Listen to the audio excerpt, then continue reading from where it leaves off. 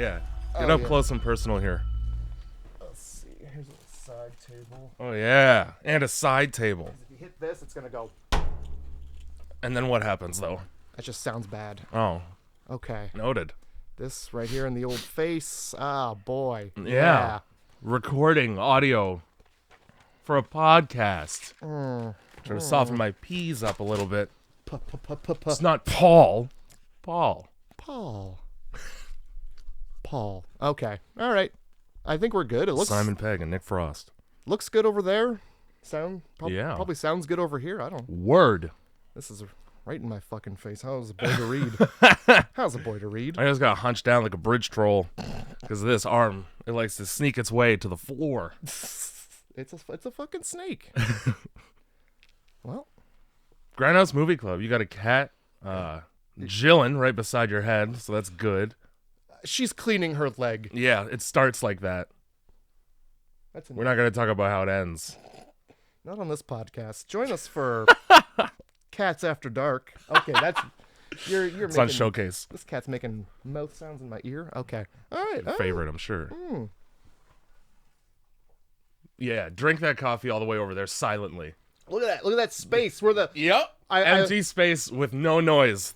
This is, oh man, cats can just like fuck around with boxes in the bathroom all podcast. You don't have to get up for nothing. This podcast is just going to be us talking about how much noise we can make. Yeah, it's fantastic. We're gonna run a lawnmower in the corner. Oh boy, Grindhouse Movie Club. It is.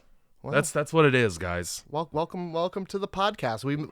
Do we sound different? I hope so. I hope better. I hope we sound like $600.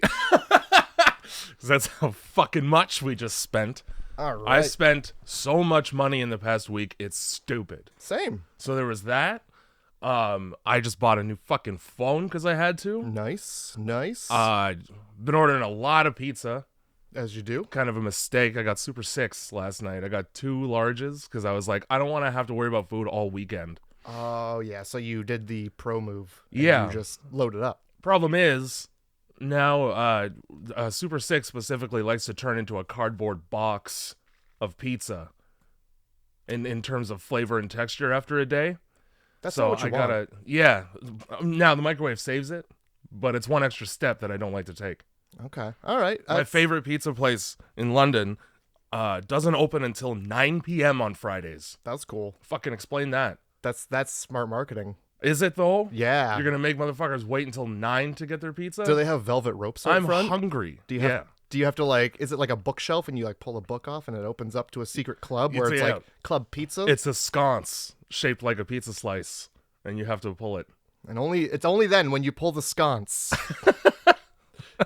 You know what? I halfway through this film today, 2 days ago, I think 2 days ago I started watching it. Yep. I got a thing and a message, and it was like, "Hey, your Amazon package has been delivered," but the picture was not my front porch. Whose was it? Oh, you don't even know. Yeah. Nobody in the neighborhood decided to stop watching this film and wander around in my pajamas in the rain. It's to find the cords for these microphones that somebody else just has now. XLR cables. Now it's weird that whoever that delivery driver is, a piece of shit. Went to all the trouble of taking a picture of the wrong address, probably knowing full well that it was the wrong one. Here's your fucking box, you asshole. Let's play hide and seek. I got something to do today, so I'm just going to drop all these packages off on one street. Great. Sick scavenger hunt. Oh, yeah. So if you've ever wondered what it's like to wander around in the dark with a photo of somebody's front porch and trying to match it up with front porches in your neighborhood, it's difficult. Playing match 3 with pictures of fucking front doors. The most recent time I had something like that happen to me, my apartment is at like the back of a lot. Mm-hmm. So, and for a while there wasn't any numbers because they renovated the whole exterior.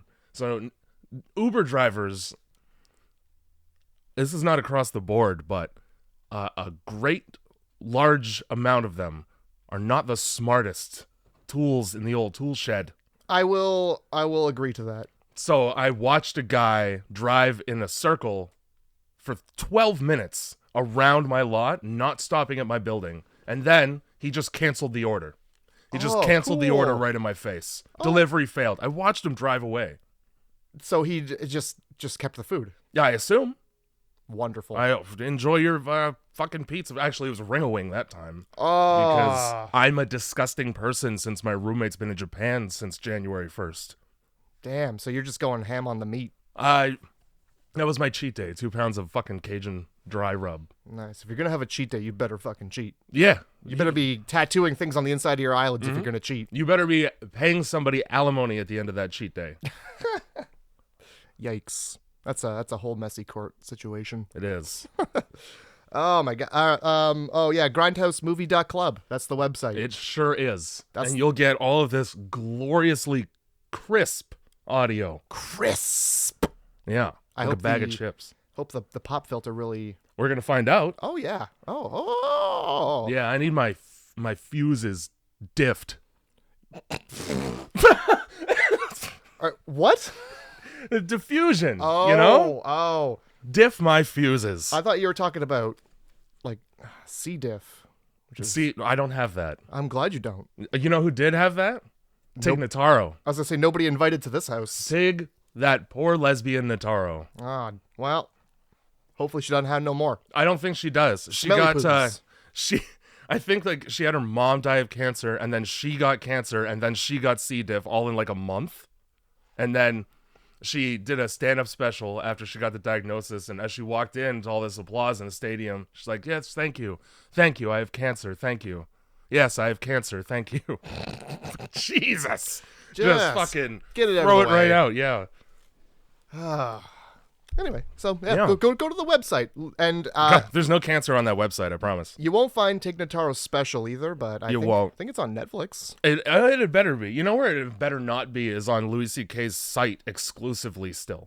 Yeah. If you ever It's want not a to, good look. yeah, I certainly don't want to rent something from Louis C.K. No, I will illegally pirate and then listen to all of your stand-up, because then I don't have to feel bad about laughing at a guy who takes his dick out and just jerks it in front of women without asking. Yeah, so take that. All right, you ginger fuck. grindhousemovie.club. We've got coffee and I don't know, podcasts and There's shit. gonna be shirts. There's Ooh, gonna be fucking shirts and probably stickers. stickers, shirts, beer koozies, Oh, pen. I'm trying to think of really shitty, just like beer koozies would be 90s. sick. They would actually. You know what? Beer You know? koozies. Yeah, just fat logo right on there. Beer. Jason Voorhees with his wiener out, cutting it off with a machete. That's a design. All right. Yeah, right? Oh, dude, I'm full of them. 'Cause- Just let my ADHD go for an hour and a half, and you'll get like fucking 15 shirts out of it. Just fucking, and it's all just Jason Voorhees with his wiener out. Somewhere different within the weapons. image, yeah. Okay, so last week we did Society, Yeah, we did. and you know how like when you you're in the heat of the moment, and then like later on you come up with like, oh fuck, I should have said that. Okay, yep. All right. It's called, I'm not going to pronounce it in French, but it's called The Spirit of the Stairs. The Spirit of the Stairs. Well, here's my Spirit of the Stairs from last week. Yeah. I came up with a great 2 sentences or less after. I came up with a pretty good one for this movie, too. By the way, this week we watched The Howling, We did. which is about werewolves. Anyway, I want to hear your Society 2 sentences. Okay. So you know how there was like that tape, and they were like, oh, they changed it from like we're gonna do it to we're gonna dance. Yeah. So I just wrote flesh dance, Flesh dance. Oh, ho, ho, ho. and then I wrote when you mix 2 Play-Doh colors together but sexy. So I don't know if I actually got that in the podcast last week or not. I But do not remember you saying it. either way, that's if you're gonna watch Society, keep that in mind. Yeah. Also, if you're gonna watch Society, do literally anything else. Well, put it on in the background. Put it out, yeah, so that you can clue in when the gross things happen, but then you don't have to be, distracted by garbage surrounding the gross things. It's a nice holiday like family film. Like You get the Yule log going. yeah. Oh, the Yule log and the Society on the other monitor. Yeah. Fuck Homeward Bound or I don't know whatever else. you're Something watching. wholesome. Yeah. No, we don't need that. What we need is. Shunting. All right. Well, that's not the movie we did this week. But I no. wrote that down. I had to get that out of my brain, or else. That's fine. It makes sense. It would bum me out too to not be able to. Oh, gee, I missed that. How many times you're walking away from having an altercation with somebody and I should have called him a fuckface. Oh man, if I would have said sack of shit, I would have had him. Had him. So on the topic of 2 sentences or less, I have 2 sentences or less to sum up the Howling. Do you? I do. Okay. The only thing scarier than your husband being a werewolf is his tennis game because he's got a mean backhand. Oh! There you go. Oh, he does. There it is. There it is. Took me a second. Yep. Yikes. Okay. Yeah. Well, Karen wasn't very good at tennis, so. Karen wasn't very good at a lot of things in this movie, like not almost being raped like 15 times. That she gets within a sea hair. That's the word you're not gonna say that word. No, because it could be either C word. Both men and women have pubes. That close to being violated horribly within the first 5 minutes of this movie, and then she doesn't learn her lesson Oh my god. about being in the room with dangerous men. There's a lot. Look, if you're in a room and there's men in there, Make sure your fly's not down. 3 out of 4 men are dangerous. Yeah, that's probably a good stat. That's probably an accurate. Unfortunately. Yeah. I need to calculate the mean and mode of dangerous assailants. The mean and the mode. Yeah. But not the median. Never the median. No, that's I don't give a shit about the median. Fuck. I didn't really have a good 2 sentences or less for this. Just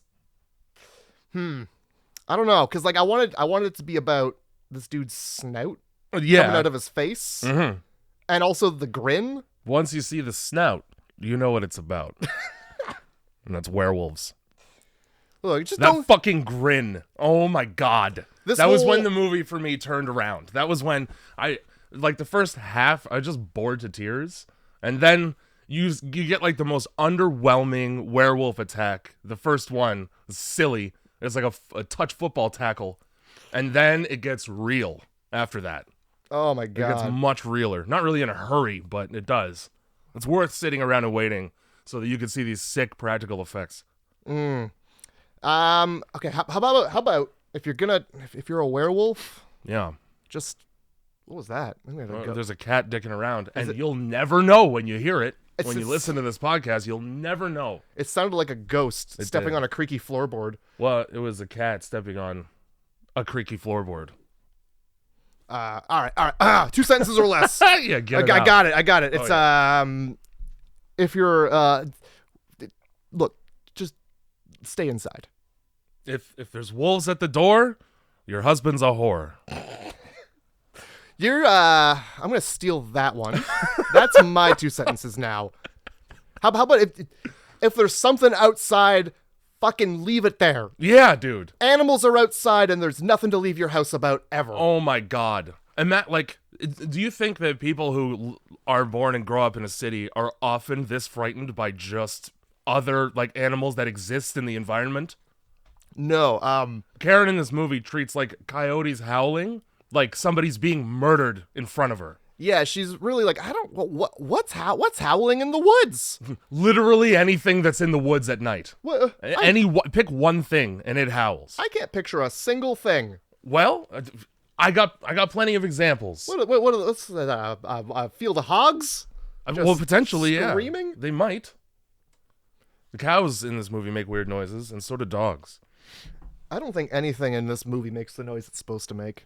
So fucking this movie, I can't even talk about the first 20 minutes of it because you could just sum that up in 2 sentences. Well, look, I'll tell you one thing about this film. Yeah, it stars a man called Slim Pickens. Slim Pickens. That's his honest to God real name. Yep. And he is a cowboy. And John Carradine, who is David Carradine's brother, who didn't die of autoerotic asphyxiation.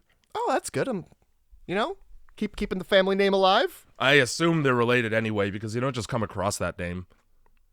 So Slim Pickens, he's the cowboy. You know who he is. Well, he's the sheriff, isn't he? Yeah, in the movie, but he's also the dude who rides the A-bomb with the cowboy hat. Oh my god. That's him. That's the same guy. That's beautiful. So that movie from the 60s, Dr. Strangelove is what it's called? 63, I think. Yeah, that's the sheriff in this film. Interesting. I didn't know that guy got more work other than jockeying an atomic bomb in a movie. Yeah, jockeying atomic bomb and herding cattle.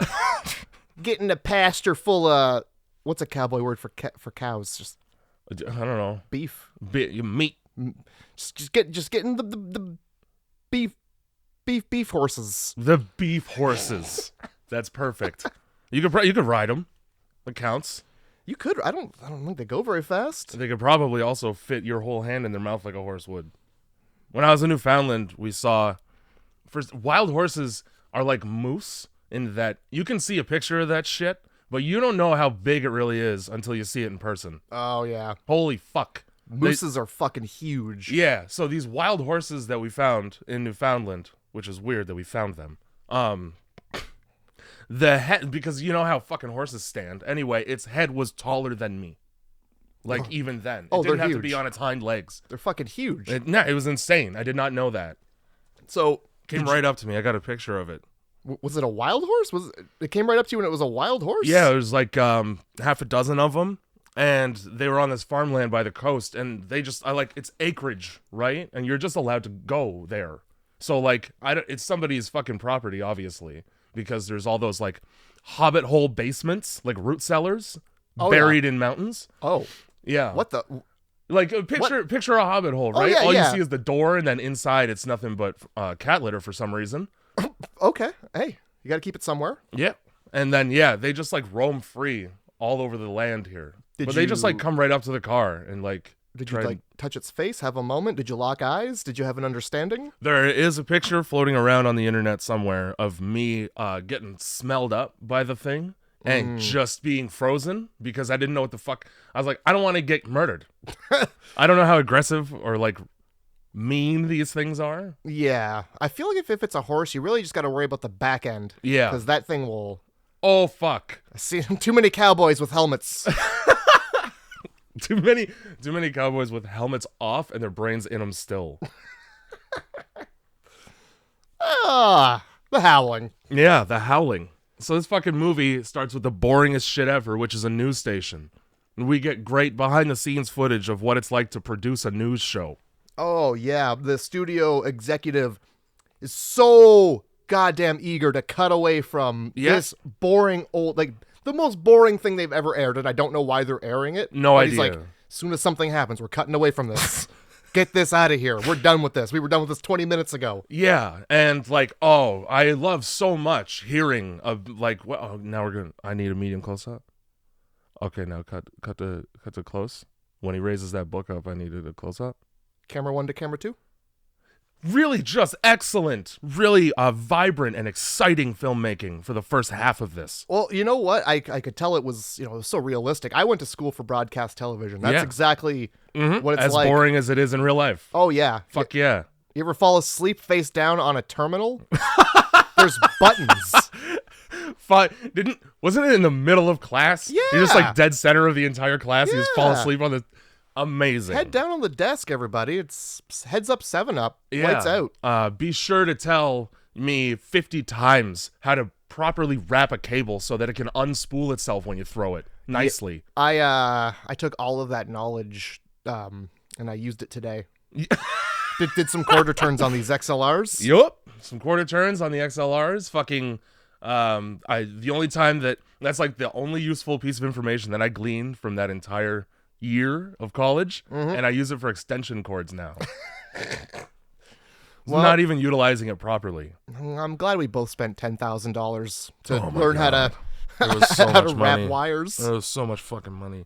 I love when they make you buy books that you read 3 pages out of probably, and it costs you $3.50. That's my favorite. Oh my God, I think I still have my books around here because it's like I spent so much money on them. I don't know. I'll probably use them to hold up something or like weigh down something later.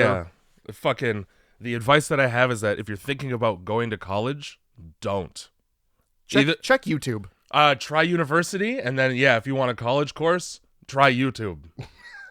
Try YouTube for an hour. Is there something you're trying to learn? Yeah, YouTube's probably got a sweaty kid who knows way more about it and is gonna tell you 1,000 things, and then you have to sit there being like, this kid's like fucking 7 and I'm 33? Yeah. God damn it. So this is what it feels like to be taught by a kindergartner. Kids are getting smarter, and I don't like it. No, stay stupid. Also, yeah, so don't go to college for TV. TV's dead. Also, yeah, TV's dead. TV's Unless dead. you want to volunteer for a local station filming hockey games. And the keyword there is volunteer. Yeah, not get paid ever for your work and effort. You wanna Film a fucking shithead minor league hockey game on Halloween. you wanna have somebody tell you to get shots of certain players and you have no fucking idea what a quarterback is? No. I just zoom in on people. Yeah, who's moving the fastest? Oh, you Film want- that one. You want a shot of the quarterback? How's this dude in the crowd picking his nose? I got that for you. Dude, I'd rather watch that than fucking hockey or football. Oh yeah, I almost want to volunteer again just so that I can get shots of anything else. I just saw this one. They do this jumbotron thing. I think it was a football game. It's like the player lookalike. Oh yeah. So they put the pro football player up and then find somebody in the crowd who looks strikingly similar. The problem was, whoever did that time chose a Korean player and then picked a Korean man, just any, bared no resemblance to the actual player at all. It was just like a chubby Korean kid. Oh no, whoopsie. He took to Twitter and he was like, "It was a good game, but that wasn't cool." Yikes, America! It's time to do better. Oh, jeez. Maybe just make fun of white people. I think that's the way to go. You got plenty of material for that. Yeah, us. We should be taken down a peg or two. I think at this point, we're about 3 pegs higher, and we don't need to be. 3 pegs. Yeah, right above that glass ceiling. So anyway, The television. Howling. That was way more interesting than this old man who is clearly talking about being a werewolf. Yeah. About primal urges. Releasing the beast inside, channeling it appropriately. I even wrote a book about it. Also, like, if you're going to write a book about your werewolves, but you don't want people to know about them, probably don't publish the book. And then that's not the only, like, this movie is, like, peppered with references to werewolf things before you actually get to see one. Yeah, I believe there's, like, a can of wolf chili that everybody's eating. Wolf chili. There's wolf's ulcer medicine. Somebody's in the fucking therapist's office. Somebody's watching the 3 Little Pigs. I think it's the guy named Chris. He's watching the like old 3 Little Pigs cartoon. Yeah. The movie that when Karen's husband, the main character, gaslights her into thinking she's insane and paranoid. He referenced, like, he's like, "You've been watching too much of this show named after wolves." I don't remember the name of the show. I thought I wrote it down. I don't think I did. It's all though. good. This movie is really cool to pay attention to shit in the background, because one of the characters who's a werewolf, his name's Eddie. This is the stalker that almost rapes Karen in a porn booth. Well, that's just what happens. I don't know if it's rape so much as I thought he was trying to bite her. Now, I was willing to give him the benefit of the doubt that he just was hungry and wanted a hot meal, but when they go, like, the 2 other news reporters go into his room, right, and they see, like, all the fucking news articles littered and stuff, like, he's clearly the one who's committed all of these horrible murders. Yeah. When they do it later on at the fucking forest witch's house, in the background, one of the articles don't say it is, I know what it says, a gang rape for the sailor's wife. And it's not an article, it's a printed picture of a sad man without I don't want to read that novella. It's just a picture of a sad-looking man, and those Well, words, he probably didn't like what was happening to his wife. There's no article. It's just a headline and a sad man. But, like, a gang rape for, like, you're doing her a favor? 3 cheers for the sailor's wife. 3 cheers. A fucking... Hip, hip, oh no. A new house coat for dad. That's how it comes across. Like, it's so casual. It's... Fuck's sake, this movie. What newspaper? What newspaper? Like, all right, so we need.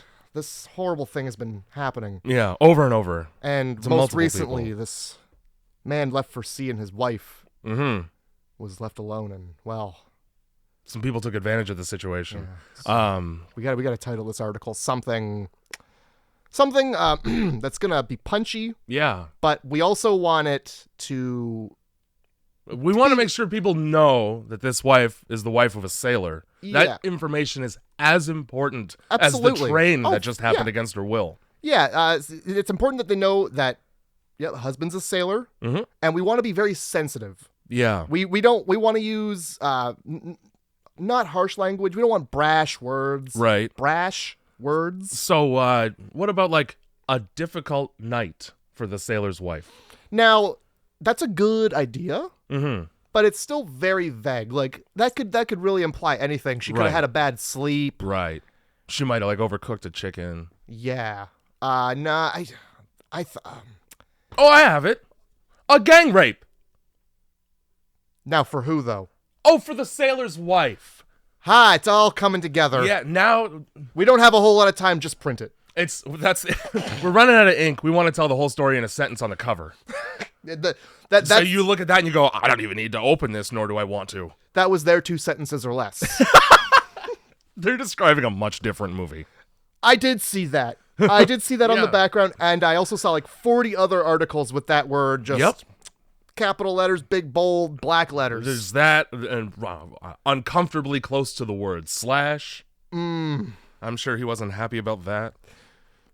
So the beginning of this movie is this news anchor. Boring news. News anchor lady, she's Yeah, undercover. she is. She's doing something that I think the cops should really be doing. I agree. But because You got to get the story, though. this serial killer is obsessed with her. Yeah. And I know what I'll do. He's contacted her. Multiple times. Don't know how you're getting this woman's phone number. Usually, I think they would probably keep that under wraps for this exact reason. Yes, you would think. So are we just calling the news station and asking for Karen? Is Karen there, please? Yeah, 1 minute.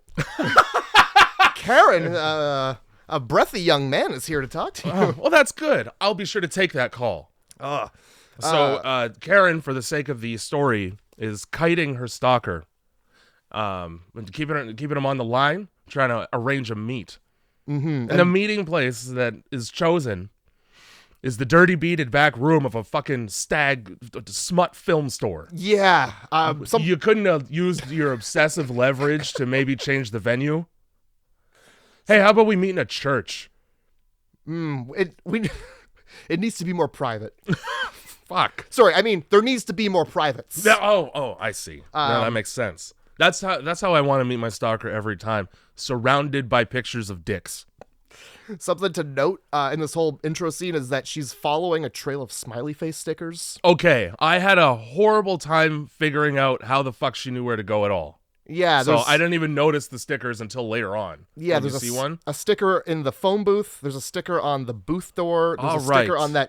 on his like second bedroom in the Yeah. wolf colony. Okay, that makes sense to me now, because I was so baffled by that shit. I don't like how nothing at all was explained. They just throw you right into the shit. Yeah. Okay, who's this? Who's she talking to on the phone? And so I'm just left with questions for 10 minutes until he gets shot and killed. Yeah, that's kind of where I was at too. I something I really enjoyed as she's walking to the phone booth, she's stopped by a gentleman. Ask her a question. Oh yeah, and now she's assuming she's like, "Hey, Eddie?" And he's like, "Oh no, John." Yeah. Already. So walking down a dark alleyway, you've got a gentleman putting his leg up to block your path. Yeah. And It's not Eddie. No, it's not. Which would make me assume that Eddie is much, much worse. And he's got an inquiry. Yeah, he's got an inquiry. He wants a quote for a half and half. Yeah. Which I did have to look up. Okay. Because you didn't know what a half and half was? I did. I wanted to make sure that what I assumed was a half and half was and it is. Yeah. It is. Little bit of mouth, little bit of south. So this guy, in the whole time it takes him to ask for both a blowjob and vaginal sex, he realizes that, oh, you're the lady from the TV. Get out of here. I probably should have asked somebody not famous. So my subtitle track was all fucked up, and it wrote, instead of half and half, how much for a happy hand?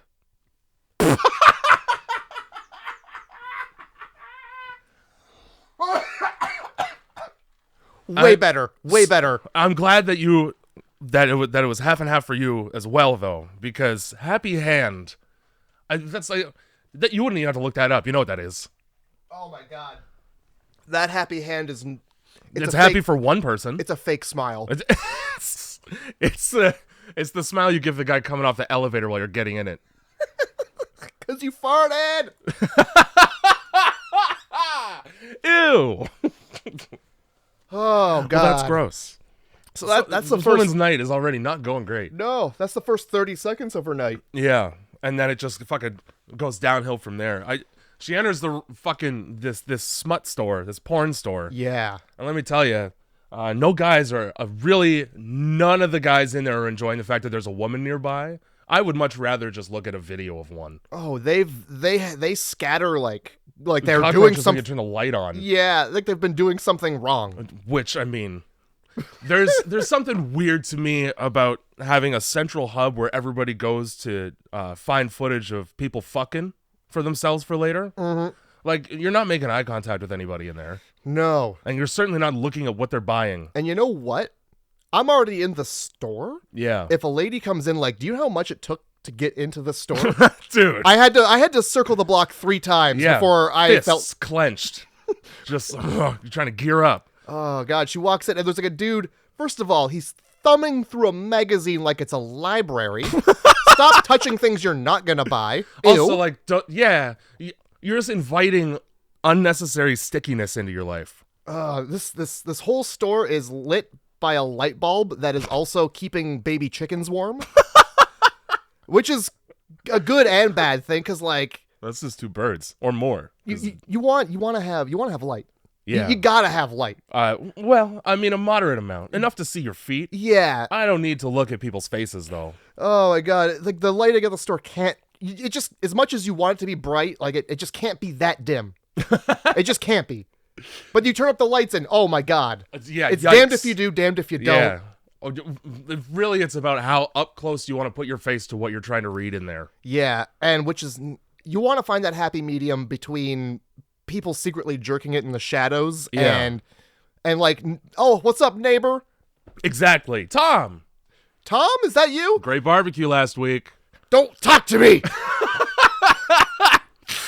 Fuck. And yet, yeah, even though this fucking place is so dimly lit that you could just take it out and pull it right there, there still is a back room. Oh, yeah. Just when you thought this store, which I described as the porno Neo Tokyo, the further into the store you go, the worse it gets. Yeah, it does. At the back, there are things that, and you'll never find these anymore. For good reason. At least because it's illegal now in North America, but they probably still have them in Amsterdam. Basically, you walk into a phone booth and you sit down, you put a quarter in a machine, and a film plays. Now, sometimes it's not a film as much as it is live action. In this case, it's just a film. And it's a film of, very violent and upsetting intercourse. Look, it's a rape film. It is. Who filmed this? That's a great question. He knew exactly what movie he wanted to put on in the booth for her, though. Oh, yeah. Yeah, that shit fucking queued right up. Now, do you think that because there's multiple booths, they're all playing something different? There's like a different booth for different, like different strokes for different folks? There's like they're segregated by race. No. You could tell what race of the film, the characters in the film are going to be by the color of the door. Nope, that's not. Nope, not what I was talking about at all. It's just 3 rooms, black, yellow, and white. Nope. This is not, nope. Starting us off by saying some horrible things. I was thinking like different doors, kind of like how there's different sections on Pornhub, you know? Yeah. Big boobs. Drop down menus, yeah. Big wieners. Big butts. POV. There you go. Mature? There's an audience for it. That door stays dusty, but every once in a while. You got to come in with a fucking Rosetta Stone copy of a translator. They're not taking the quarters out of that machine too often. No, they're probably fucking glued in there. I'd prefer them. Not to mention who sits in that chair, dude. But so this is like This is like Eddie's amuse-bouche to what's going to happen to Karen Yeah. at his behest. Oh, I take a gander at this. Don't look at my face yet. Yeah, he's very like, she walks in. First of all, I'm 90% sure she puts the quarter in. I think his hand comes from behind her, like he was just waiting in the booth. Okay. I just saw a hand put a quarter in. I wouldn't be putting a quarter in. No. Like, listen, this is a conversation between two adults. I don't need the background noise. However, I would like the light. Yeah, just turn that on, please, though. Oh my god. So yeah, he's in the booth and he's talking about how everybody that he's killed was just not a person, not a real person. They didn't feel nothing. And he wants to give something to her that's gonna make her feel good. Yep. So, given the where we are, yep, and who we're meeting, yep, I'll pass. Oh, for sure. I'll pass right up. Yeah, she wants to look at him, but she can't. He's like, It's not allowed. don't look at me yet. No. I gotta do something really breathy back here. And like, he's like, hold on. Yeah. Werewolf transformations are quite breathy, as it turns out. And this transformation took about 2 seconds. Yeah, I don't know what that's about because later on, same guy, it takes fucking like 5 minutes. Great to watch. Great to But watch. Have a little, like, have the control over how long it takes. You know what I mean? If you could do it fast, why are you doing it slow? You know. And I'll say, for an 80s movie, the portrayal of the current state of police response is pretty accurate because two cops show up after looking for this woman. She has a transmitter on her so that she can talk to the radio station at the same time. That immediately fails, and they blame Neon. Great science there. That's just science. Makes sense to me. So A scientist said it. For some reason, these cops checked the porno store. Oh, I'm sure they had a tip. They weren't just there. It's not it's not as if you could know that she would be there just to look at her. She's a very proper lady. Yeah. Let's check the porn store though. You would see her from the outside. Anyway, they hear her screaming in the back room and they just blow the guy away. Oh, yeah. Shoot first and ask questions later, just like when a black guy gets pulled over in Chicago. Ooh. Yeah, these guys must be magicians because the door is closed. They just fire into it. Yeah. They don't hit her, but they riddle him with bullets. And yeah, like no regard for what the situation could be. It's just, a white woman in distress in this area? Ba, ba, ba, ba, ba, ba, ba.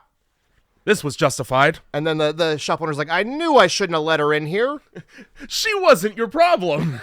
No. There was a much worse one lurking in the shadows. This is what happens when you don't turn the lights on. Yeah, dude. You would have noticed weird-ass half-wolf Eddie walking right by you had it been a little brighter in the front. These two cops, okay, there's a bit where they're just like driving around and they're having this conversation. And he's like, lots of flotsam and jetsam out tonight. Those are people, sir.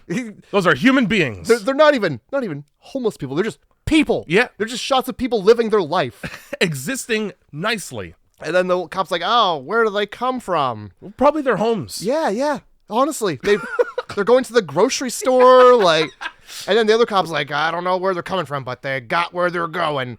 The fuck does that mean? You could have just said nothing at all. This conversation would make sense if you were looking at, like, less fortunate people. Yeah. This is just people. No, it's just fine.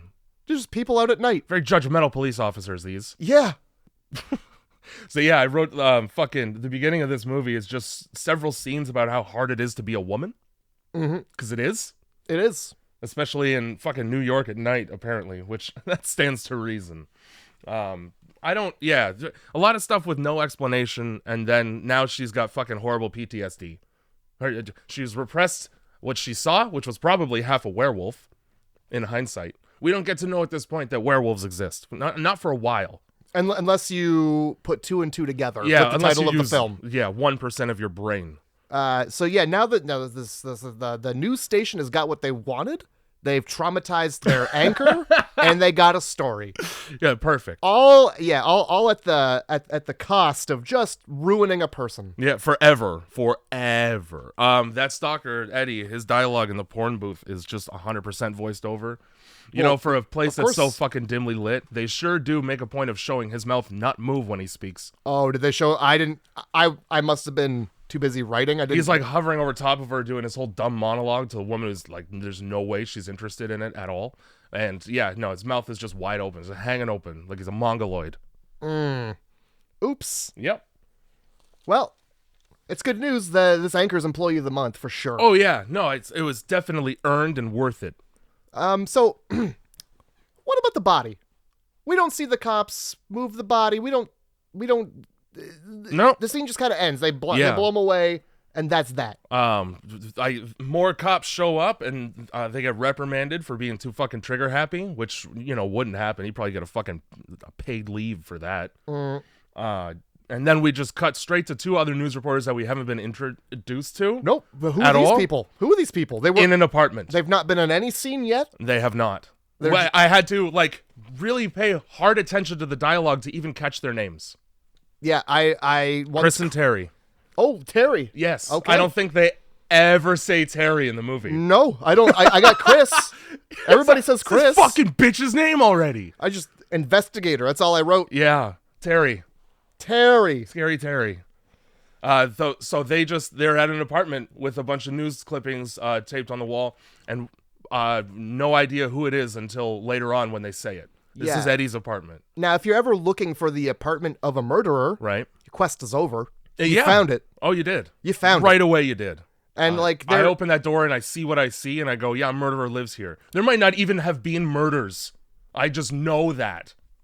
So, why aren't we calling the cops? Yeah. Why are these two civilians just entering a likely crime scene? And they fucking do that all movie. They just look around. They just take the law into their own hands constantly for the story. Should we call the cops? No, that'd involve other characters in the film, and then we'd have to give them names too. Fuck that.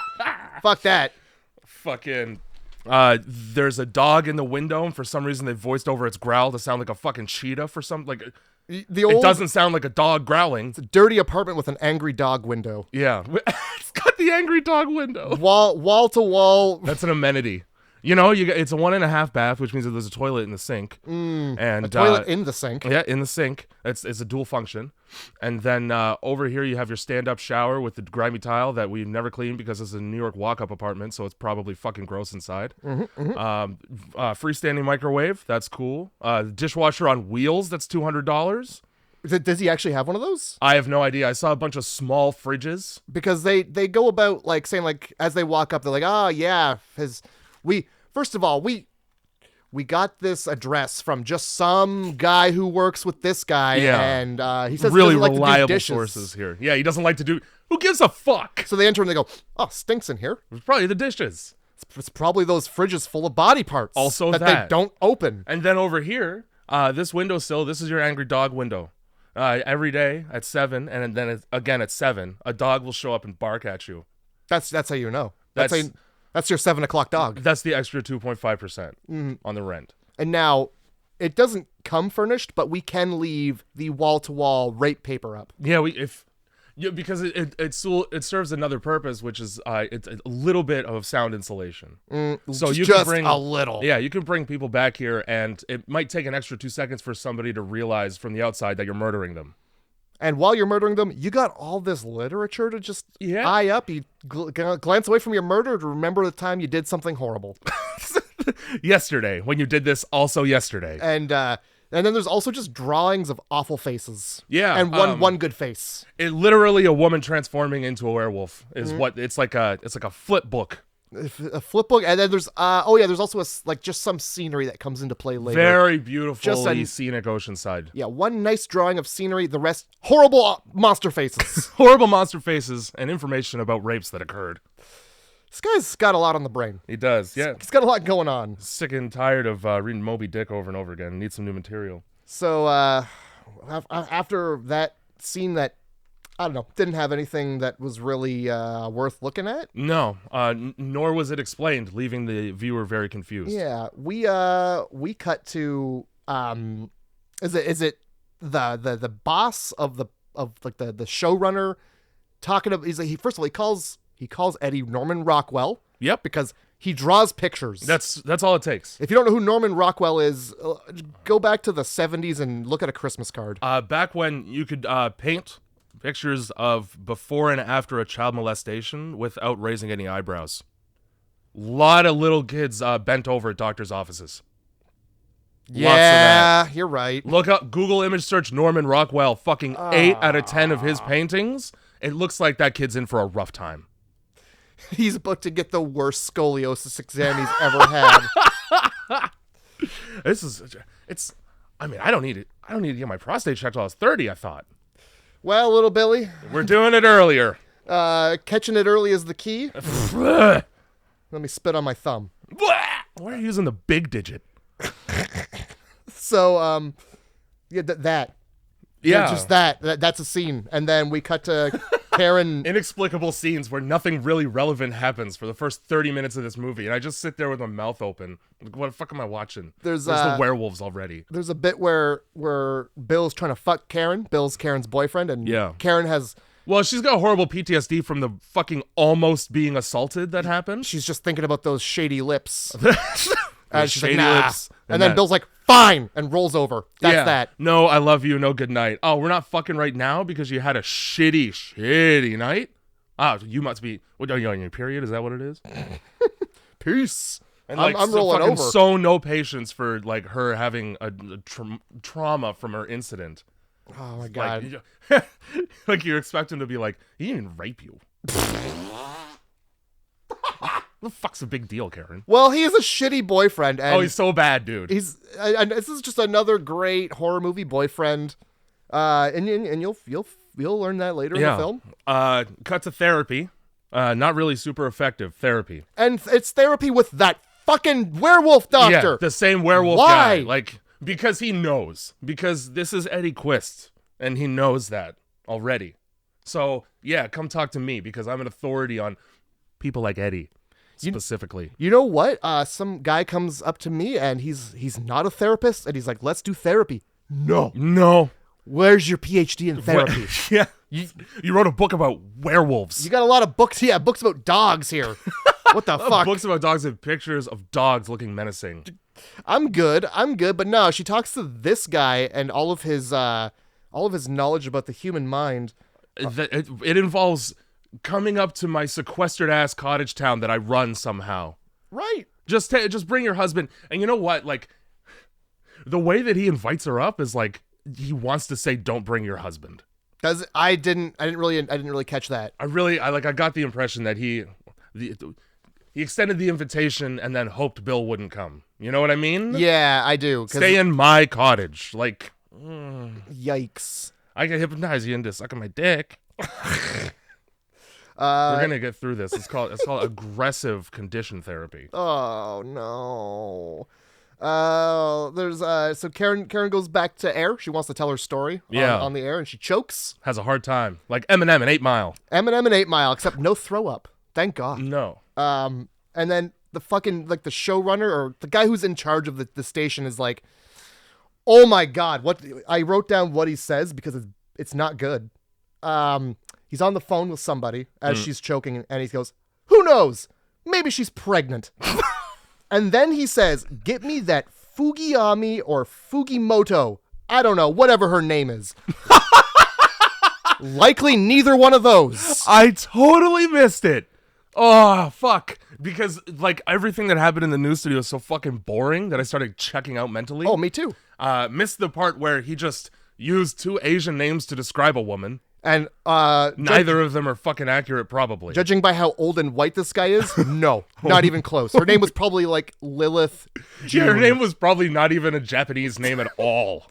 It's I don't know who this. You never see this lady, but later on when Karen goes to this colony, yeah, they call it a colony. Not a great name. Let me tell you right now. Anytime that somebody describes their commune as a colony, one of 2 things are happening: eyes wide shut orgies. And ritual sacrifice.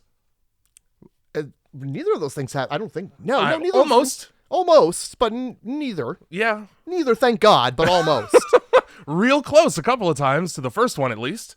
So they're at this colony, and they're like, oh, because she's you gotta understand, she's famous. Everybody knows her because she's on the news.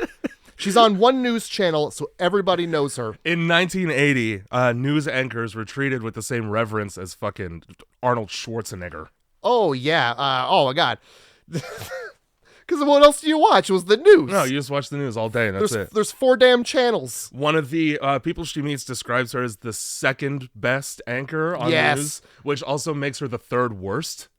But who does she say is her favorite? I don't remember. That Asian one. Oh, no! Yeah, that's where I was getting. This Asian racism. Yeah, they don't even try and give her a name. Just the Asian one. They literally gave the Asian character no name. They describe her either with the wrong, most racist name or just her race. And she's not even in the film, which makes it worse, I think. You don't see her once in the film. They just go, Asians. They couldn't find one willing to be in this. Probably for the best. Every Asian actress that read the script was like, this is what they're saying? I don't want to be this character. So, therapy, the doctor's like, yeah, once you remember, you won't be afraid anymore. Mm-hmm. That's not how that works. No, it's very often the opposite. Also, this makeshift therapist also says, you can't be afraid of dreams. Thanks, Doc. Oh, that's... You're right. Where did you do all the hard-hitting research for that one? Thing is, this wasn't a dream. No, it happened in real life. To me. Yeah. Thanks, Doc. Yeah, I'll go to your colony. Why not? Oh, shit. Didn't put that together either. That's fucking hilarious. Yeah, so they're driving down the road, and Karen's like, you know what? I really hope these people aren't weird. Cut right to Old Howling Man. Immediately Old Howling Man. Fucking Deliverance-style pig roast? It wasn't pig. I just saw meat. I have no idea. I think that old man calls it a goat, so it could be anything. It looked way too big to be a fucking goat, I'll tell you that. Either way, your first insight to this group of people is a howling, toothless old man who later tries to kill himself. Yeah, he sure does. Right in front of everyone. In like the worst way out. He's like, I'm going to jump in the fire, aren't I? Try and stop me. He doesn't put up much of a... Well, he's fragile. He's fucking like 88. Let me do it. Just let me do it. I'm holding on to the collar of your shirt, sir. A light breeze would push you away from the fire. The first thing very first that happens at this fucking colony during this, I don't even know, fucking ritual preparing of non-werewolves to be sacrificed to werewolf colony. Because what the fuck else? Why are we having a twangy fucking southern fucking Georgia-style fucking pig roast for no reason at night? Yeah, what's with the banjo and this banjo fiddle music? Very threatening in the woods. Yes, every time. Great on stage, horrible in the woods. Every time. The first thing Karen's husband does is ditch her, promptly ditches her, and then goes and accepts a drink from a forest genie. No, somebody takes Karen away to go show her cabin. Yeah, but away. Yeah, but yeah, then he could have went with her, but yeah, no, he goes to the punch bowl where the nympho is. Yeah, this fucking goth bog witch with Angelina Jolie lips. He's gonna fucking throw it all away just for a shot at that. Ugh. So yeah, looking at him like we're gonna bang before this movie's over. You know that, right? Like that's just the look in her eyes constantly. And this goth witch bitch, she gets what she wants. Yeah, she does. She's a nymph. That's how they describe her. I didn't even catch her name. I just wrote the nympho. Her name is Marsha. Marsha the nymph. Yeah, Marsha the nymph. And also, like, a nymph and a nympho are two different things. Yes, they are. One is a forest fairy, which is much less threatening than Marsha.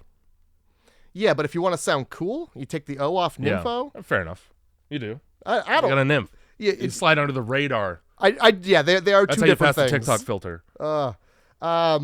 So they're at the punch bowl, and what is Bill says something like, "Have you seen my wife?" And this lady's like, "Who gives a fuck about her?" Yeah, no, doesn't give a shit. Yeah. Also, hands him the punch, and he reasonably, because when taking a cup of liquid from an open container handed to you by a stranger, it's a good idea to ask what's in it. Yeah, because vodka, rum, like roofie. you want to know what you're having. Yeah. Her answer though is it's good, which is something somebody says to you right before you fall asleep against your will.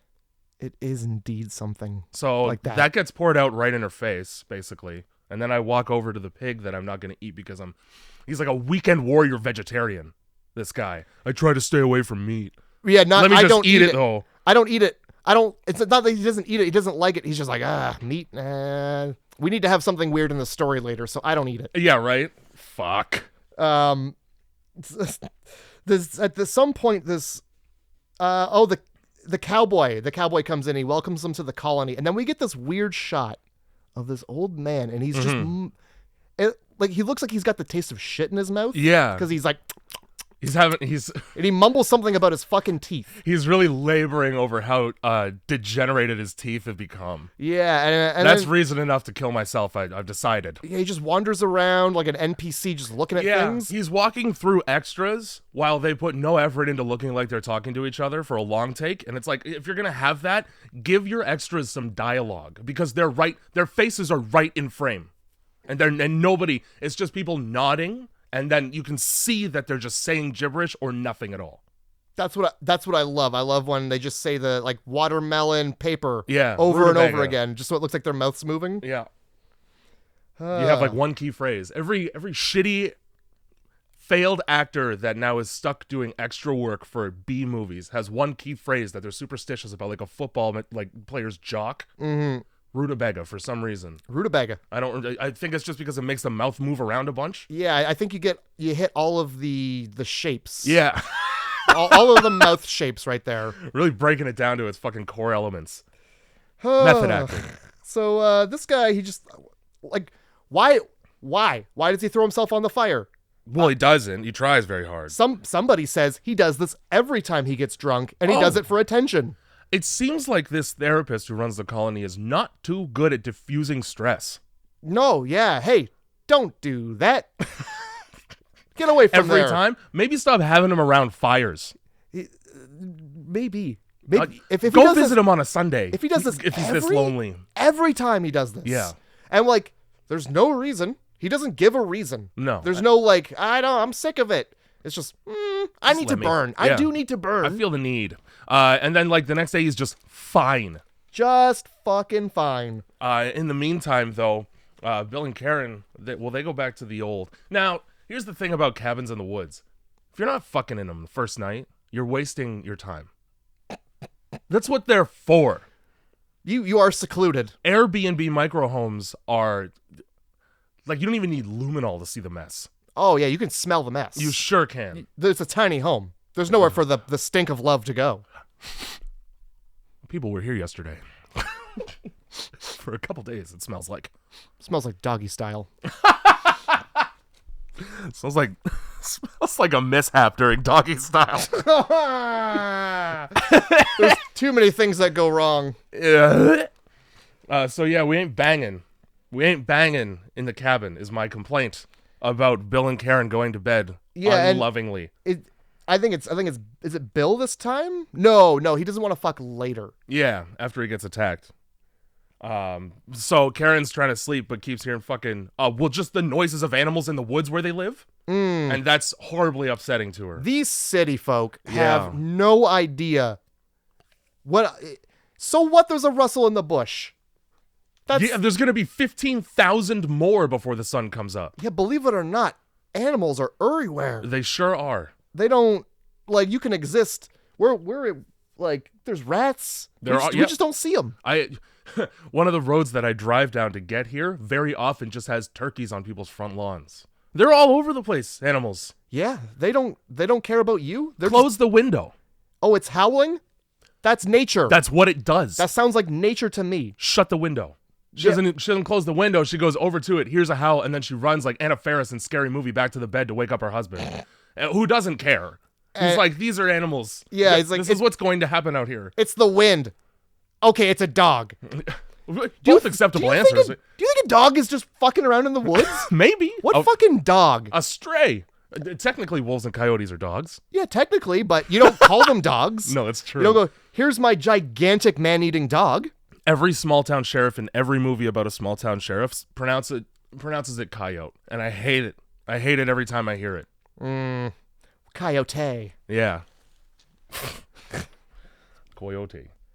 That was my impression of a Native American. It was bad. It was bad. But we had to do it. I'm sick of people. I'm sick of fragile women going outside with like no defense other than a flashlight and a nightie? Yeah, well, thank God, thank God she has a gun. I'm just kidding. I wanted you to think she had common sense. No, she's got none of that. Yeah, something creeps up. You get a shot of something creeping up on the place. So, she goes out with a flashlight to look around. Mm-hmm. I don't know what she's expecting to see. Like, are you trying to get a better look at wolves? Her murderer? Like, what do you think is out there? What is out there that can be protected from with a flashlight? What is out there that you want to see that you can't just look out your fucking window? Yeah, shine the flashlight out the window and then close it. Yeah, boom. Oh, look, so it turns out there's just a guy lurking in the woods that we learn is well, he's a hillbilly. He's the only hillbilly in the movie, really. What, is it Eddie or is it JC? It's JC, the guy that wears a fucking pelt all movie, and then he becomes one. Yes, he does. Yes, he does. Fucking lot of medium reaction shots that I hate that linger for way too long. Like, it'll be the end of a conversation, and then the shot continues for seconds. Instead of, and then so you could have spent that time explaining what the fuck your movie is instead of me having to pick up pieces like goddamn Carmen Sandiego and try to find her. No, I need a long shot of her just looking into the dark, looking for, I don't know, danger. It's either gonna, like, it's the woods at night. Yeah. It's either gonna be wolf or a pervert. And like, neither option you want to see with your eyes. Yeah, on the sliding scale of danger, this one's more of a spectrum of different kinds of danger. This is a rainbow of danger. Yeah, I don't know. She's just out there with a flashlight, looking around, just fucking around. Yeah. It's nighttime, and then all of a sudden it's morning. Yeah, we cut right to group. This happens far too much in this film. Yes, it goes it does. Daytime, nighttime, nighttime, daytime. Yep. In shockingly short amounts of time well. You get somebody leaving a house in the daytime. Next shot, they're walking through the woods, pitch black. You're thinking about Bill. You're thinking about Bill and Marsha's house. I am. I have a lot to say about that scene. Good. And it pisses me off. It pisses me off. Group therapy at a commune that you have complete control of is pretty incestuous. I agree. I'm just going to say that. You're just airing out all of your horrible traumas and emotions around the only people that you're going to see for the next few days. Oh, one session of group therapy, and now everyone knows more about me than my mom? Peace. Yikes. Peace on that. I think before we get to the group therapy, there's this awesome shot of Karen playing tennis. Yeah, badly. Sucks at it. Does she even pick up a ball and, hit it? No, but they're all on the ground, and they're all on her side. Basically, we're at the tennis court just so that Karen can be like, I suck at tennis, eh? Oh, here comes the sheriff. Oh, here comes Slim Pickens. Yeah. Let's use his real name that he fucking obviously he picked that fucking name. Yes, he did. He slim picked it.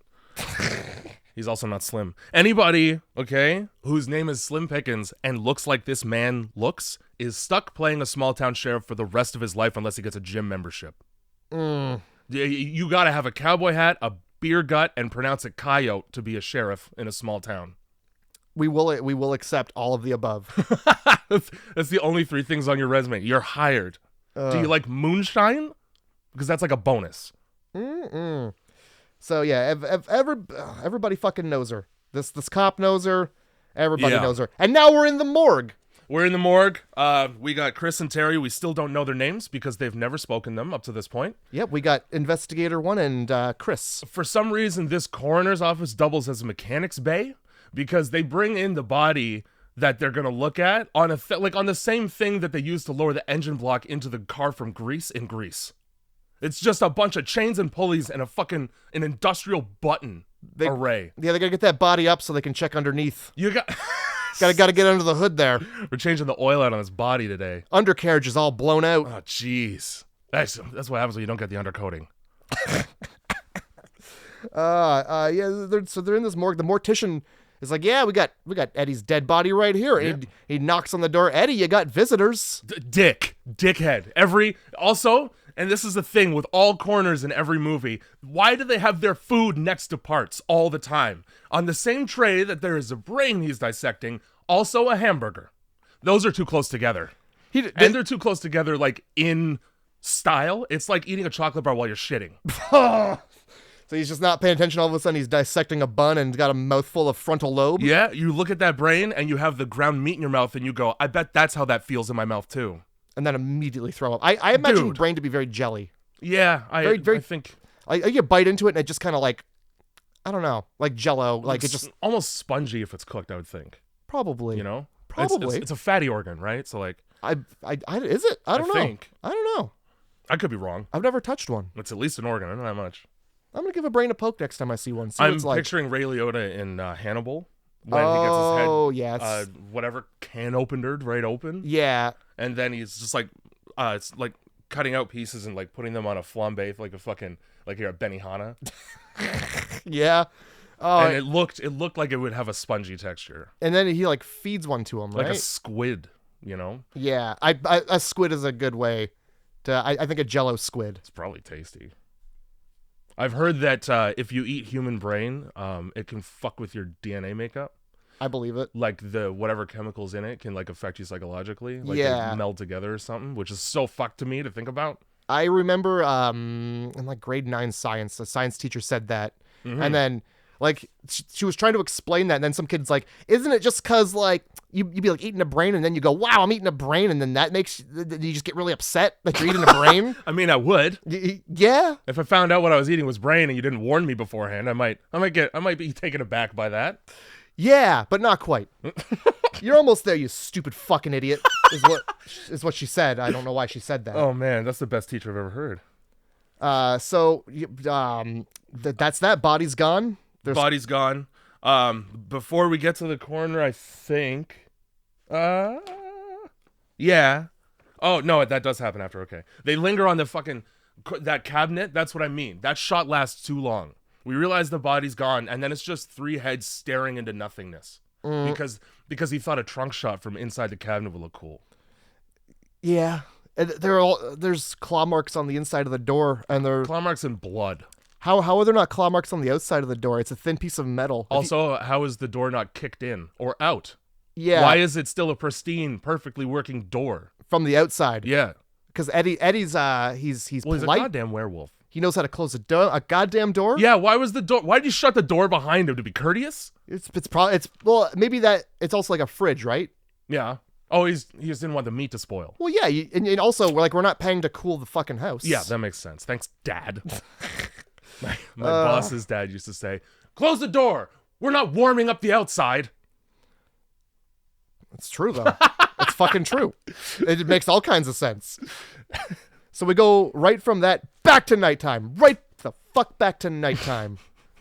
Was it day? I don't know, but it's right Could have back to been. night. It's night now. It's night, and there's more sounds coming from the woods. Right. I didn't write anything for this scene because there was nothing to write. Cows don't sound right.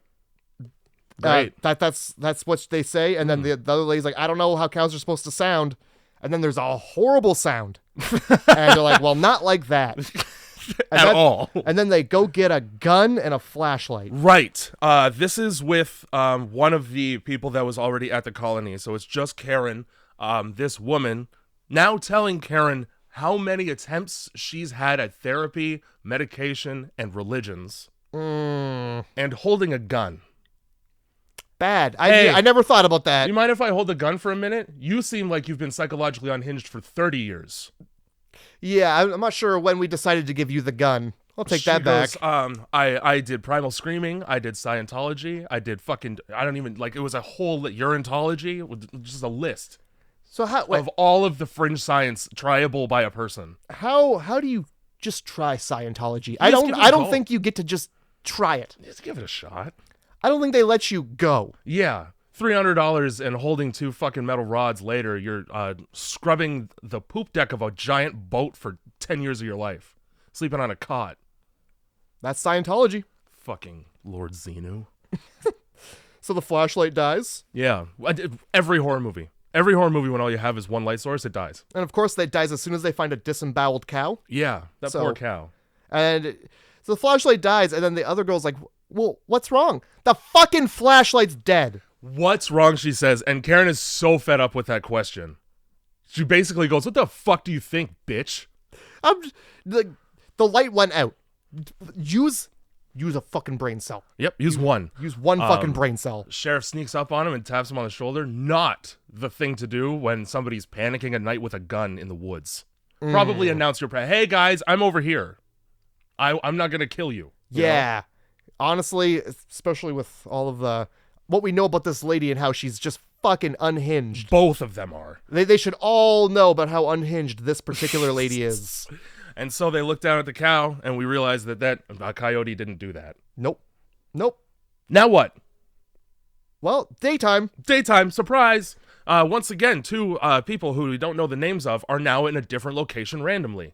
And this time it's a bookstore. This time it's a weird bookstore. Before it's the bookstore, it's the group hunt. Yeah. It kind of happens at the same time. Yeah, I think it cuts back and forth. I don't know. There's like a weird group hunt. And, yeah. And Bill's like learning to fire a gun, and they're like, oh, using airsoft bullets. Yeah, they're like, this TC's. We don't need a tracking dog because TC's got it, and this is the hillbilly. Let me tell you right now, the way that this community treats somebody with mental deficiency is pretty fucking disrespectful. Have the retard run around in the woods and find it. I think he's just a regular guy. We're not even gonna fucking talk to him. Yeah, guy's like a bloodhound mentally. I think he just likes to sniff. Well, I mean, it's a marker. Loves sniffing and having horrible teeth.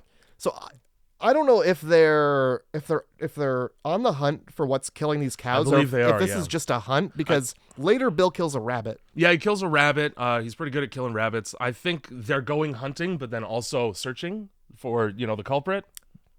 But they know who. But they know. Well, yeah, they all know. But we got to deal with Bill, who's not one. We got to make it seem like we're just hunting so that he doesn't catch wise that everybody around him is a werewolf. Yeah, because just killing him right now and easy being done with it.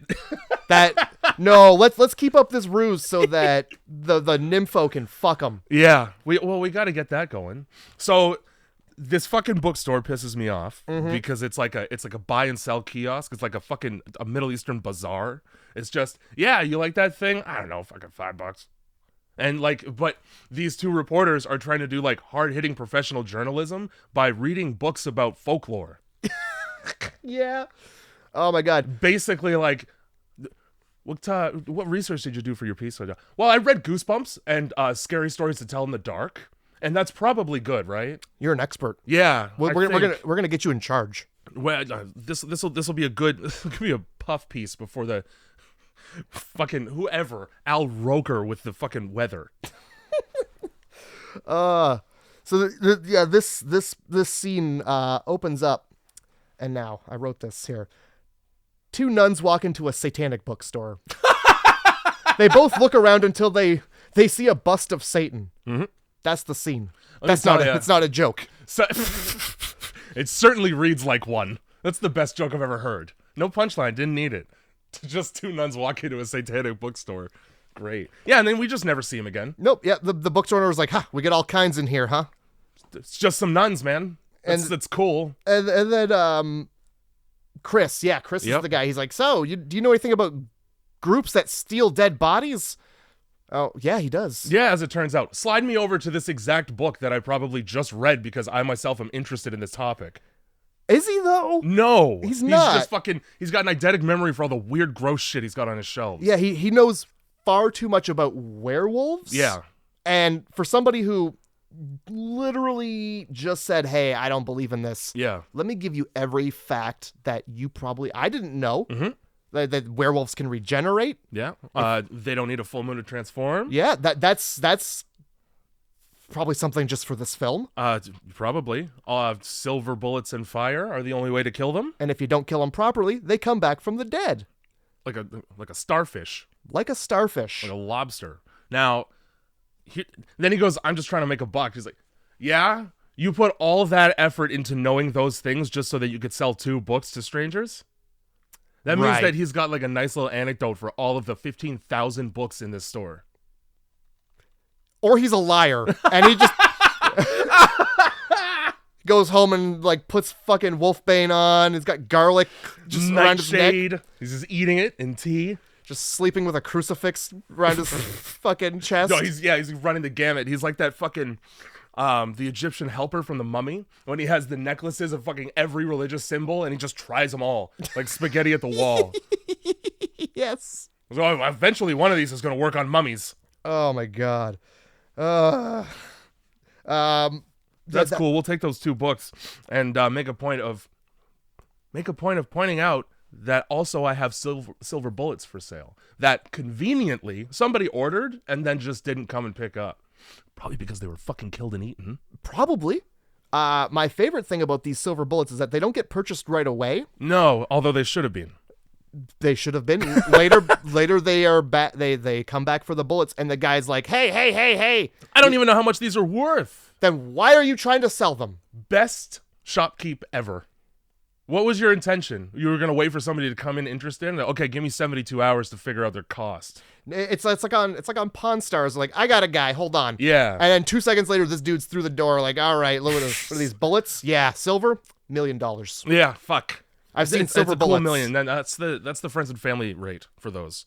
I don't know how much silver bullets would cost. Probably a lot. He's like, I have to go to a jeweler. No, you don't. See a blacksmith. Jeweler's not going to know the answer. Just ask anybody, what's the cost of silver? What's the cost of silver? How much does a bullet weigh? Yeah. Times that by how many bullets we've got. Boom. Oh, you're ripping me off. There's gunpowder in those.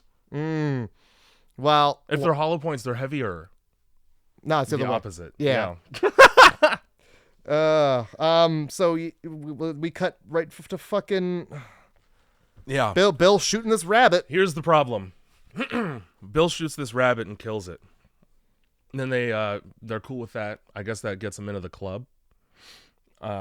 Later, he's completely separated from the entire hunting party for no reason. Yeah. So that for the movie he can be alone when he goes to fucking Marsha the witch's house. Yeah. Is it JT? Is it J? It's It's TC.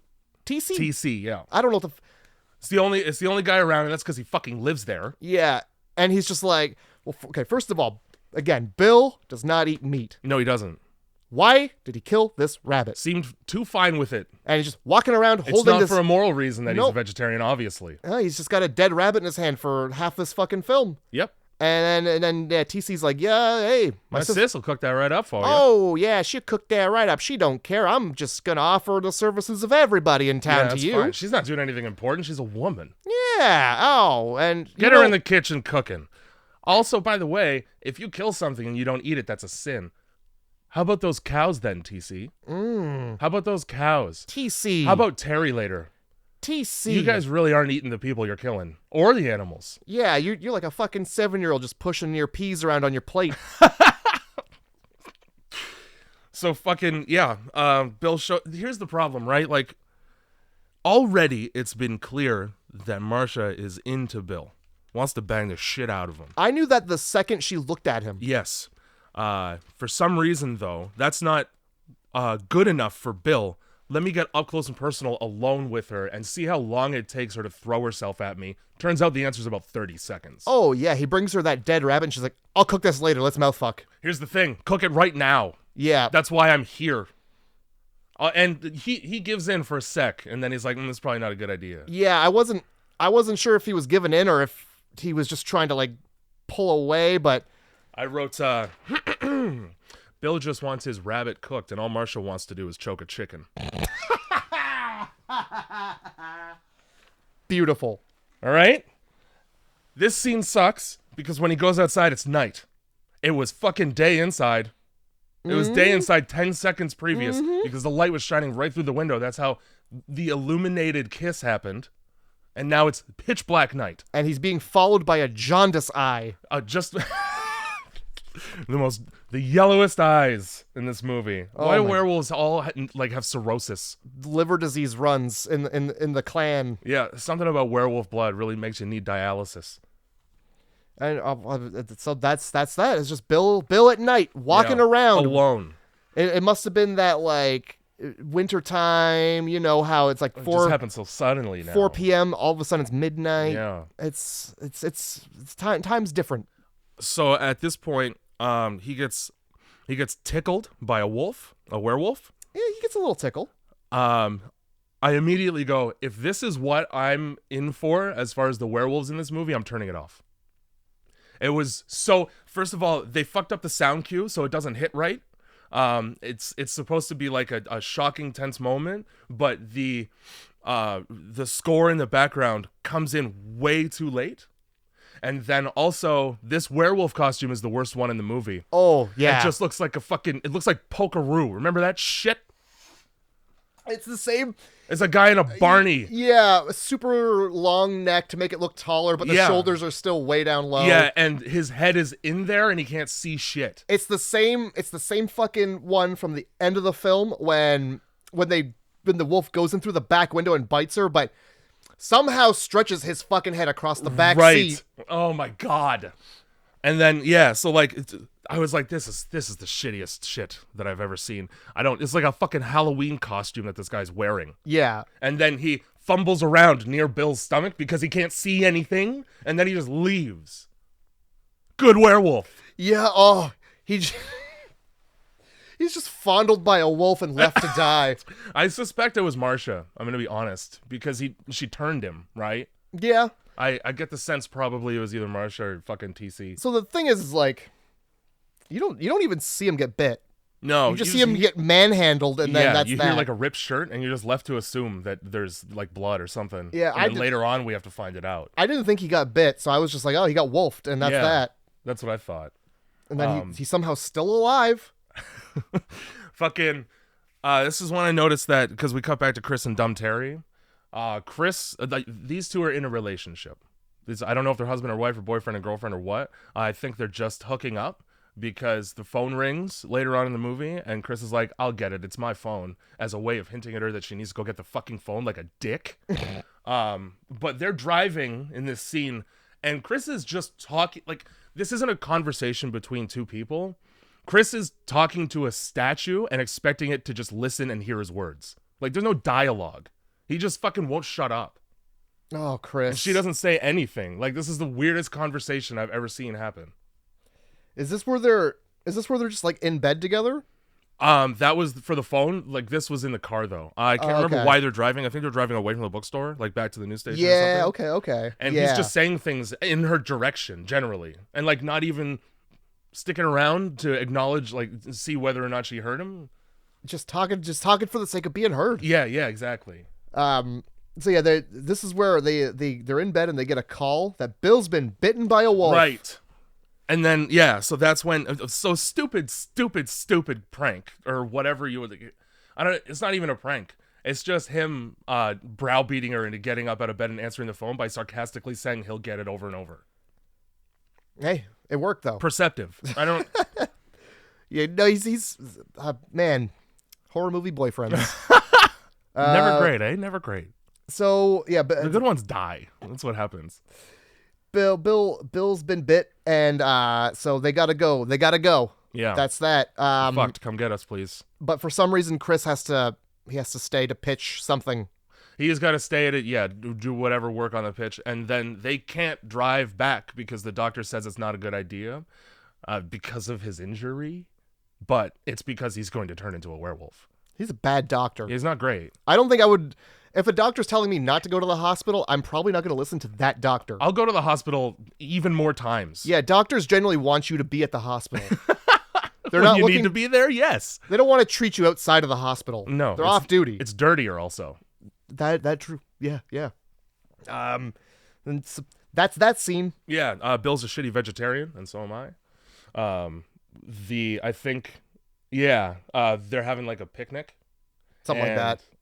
It's something like that. I don't know what you call it. And so fucking Karen's talking to this other girl whose name I didn't get, the one that they were in the woods with a gun together with, and suspects that Bill has been fucking that chick Marcia from the swamp. It's been a day. Very perceptive of her though. Yeah. Holy shit. And then they go back to the cabin and she wants to bang, and then he's like, nah. And she gets all prickly about it. First of all, you don't get upset about being blue balled because you literally did this 2 days ago to him. Mm-hmm. So how's it taste of your own medicine? How about give the man a break? He just got rabies shots. He just got 3 rabies shots. Those suck. They're in your gut and ass. Yeah, and they're apparently quite painful. So yeah, maybe give him a minute. Also, his stomach's all like wrapped up in bandage. Like, this wound has not closed yet. Ugh. I'm gonna rip it wide open again. Is that what you want? You're gonna give him an infection. Yeah, it's unbelievable. During the picnic. So the picnic is between Terry and because she's there now because they show up because she makes the point of being like, oh my god, I gave Bill meat and I forgot. Right. And then he goes, I'll eat anything, and that's why I wrote down that he's a shitty vegetarian. Yeah, he's over there. He's just lazy. He's over there pleasuring the meat like he's eating the meat like he's pleasuring it from the inside out. Is what he's doing. Oh my fucking god, dude. Maybe add it back to your diet if it's giving you that big of an orgasm right now. Oh Lord. That's that. He's just like, yeah, it's meat. I'll eat it. Mm-hmm. And now Karen's all horny, and because he finally looked like a man for a second, and she's soaked about it. No good. Fuck it then. I'll just go to sleep. And has a nightmare. Yeah. And then when she wakes up from that horrible dream, the bed's cold because Bill is nowhere to be found. And instead of being upset and looking for him, screw you then. More bed for me. I really stretch out. I've been over here trying to stay on my half when I didn't have to. What the fuck? What's Bill up to this evening? Well, Bill has made a trip down to his local neighborhood nymphomaniac to see about that chicken or that rabbit that she was supposed to have cooked. He's got a prescription to pick up. What's he actually doing? For some fuckerall.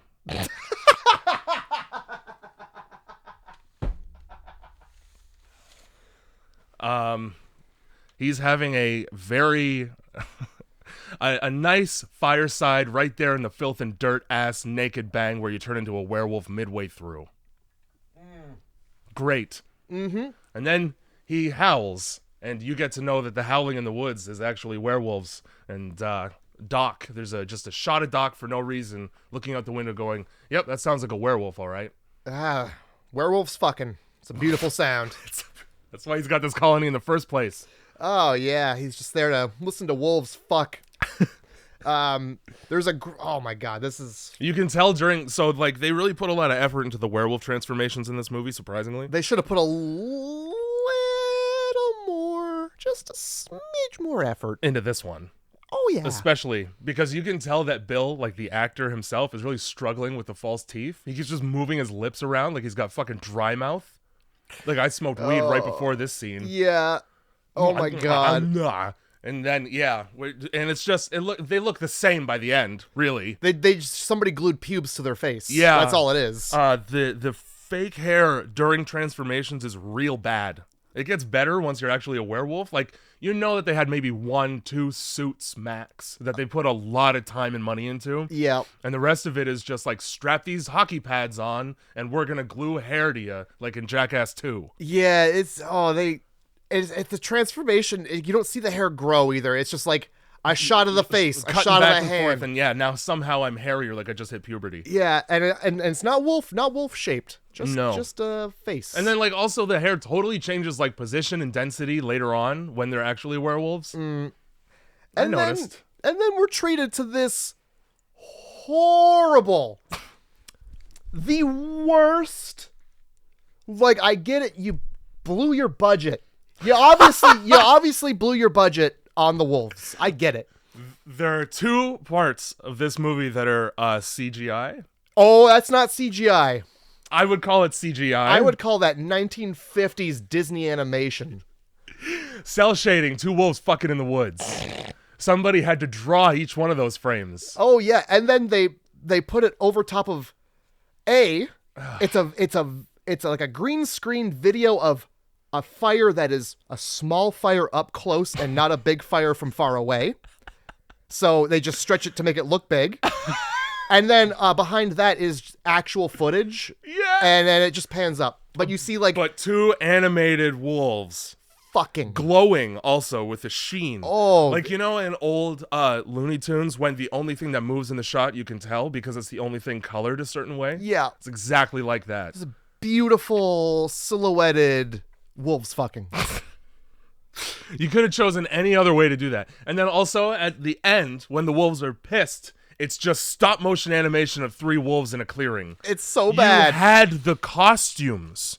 You did. You really did. You didn't need to do that. Also probably took more effort than just putting them on. Yeah. Fuck. So I think that shot was an afterthought. Probably also the bang shot was. I can't imagine somebody being like, I need to have this in the movie though. Really, Jay? In the 80s? I think that was, they wrote the movie around the bang scene. Okay, we're going to have this animated bang scene that's going to look like when you touch the purple ooze in Power Rangers and lightning hits you. We'll just figure out the rest. I want this to look like your children wouldn't even want to watch it if it wasn't wolves fucking. That's how bad the animation is. Holy fuck, I forgot all about that. I'm so happy that you brought it up. I didn't. I wrote the time spot. It's at 50 minutes in, 41 seconds. What is this weird animated fuck shot? So Terry goes over to fucking Marsha's house for some reason.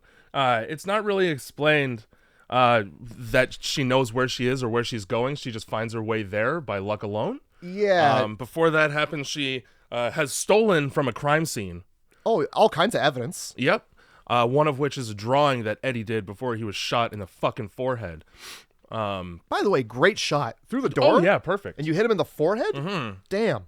That's twice, I believe. That's where you want to hit him. It is. That's the most effective place to hit somebody with a bullet. It's the stop button. Yeah. Human off switch, brain. Yeah, so she's like, she's on a beach, and she's just like looking at things. She's looking around. She's just doing research for this television. I don't know. What the fuck are they? I think the point was we were gonna eventually, had there not been werewolves, tell Karen's whole story about the stalker. So her and Chris are like collecting material for that story by following her around. All right. Well, this would also come get Bill and we'll go home. Like there could have been one shot where somebody said that out loud. They're like, I'm gonna just get the information. We want a background story on this. Mm-hmm. You could have boots on the ground, guys. Go get them. That's all I needed to hear. Yep. But instead, we got strangers. We got two different stories. Strangers doing inexplicable things that you have to piece together yourself. Yeah. Thanks, 80s. Great. For making me think. So, and yet it'll hold your hand like the movie thinks you're retarded by making Terry hold up the drawing right beside what it's a drawing of. Oh, yep. Because those twos are impossible for the audience to put together. Never mind who I am as a character. I fully get that this drawing stood out to her because it was the only one that wasn't shitty. Yeah. But like if I'm looking around and I just see a landscape, I'm not that's the water. This looks familiar. That sure as shit is the water right there. I can see it.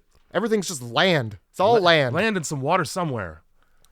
So yeah, she just somewhere in between here, Bill has a walk of shame where he has to walk back home. Right. Karen wakes up and he's in the bathroom already. Yeah. Yeah. So yeah, the what's her name? The researcher, again. Terry. Terry goes to the nympho's house. Yeah.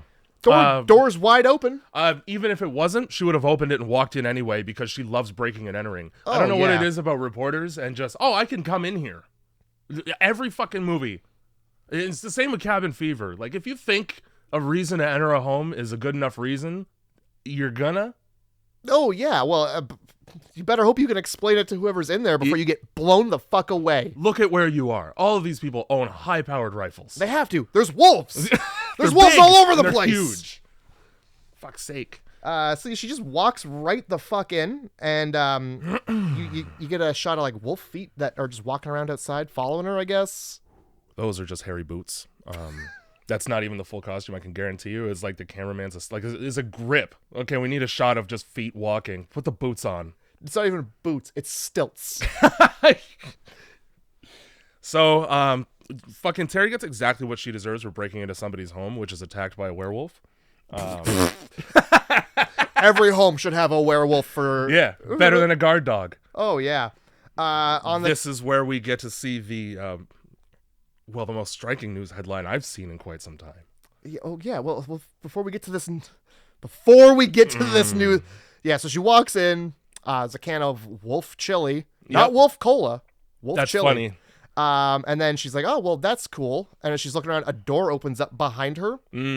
For what reason? Why is this door creaking open? I don't know. Let's go look. Let's go inside and see. Walk right in there, and behind that is a drawing of the nympho clearly done by Eddie in the same style. And like prominently displayed. Oh yeah, she's proud. She probably fucked his brains out for that picture. I'm sure. And then for some reason, there's another door behind that with this smiley face sticker on it, and also tits. It's like ripped out of magazine tits. I don't know why. Listen, Eddie's a man of simple pleasures. He likes to be happy, and he likes titties. Okay, all right, fine. All right? If I can't deny a simple man his simple pleasures. It's really easy to make him happy. You just show him something happy. What kind of cabin is this where there's just Eddie's. A maze of doors? They need. I don't fucking know. Everybody here's werewolves, so it's not like you need to protect. Like put one away. All right. Maybe the one that's like the punishment corner. So this is the scene where we're not told, but I inferred using my brain. Well, it's good that you know how to do that, because otherwise 90% of this movie would make no sense.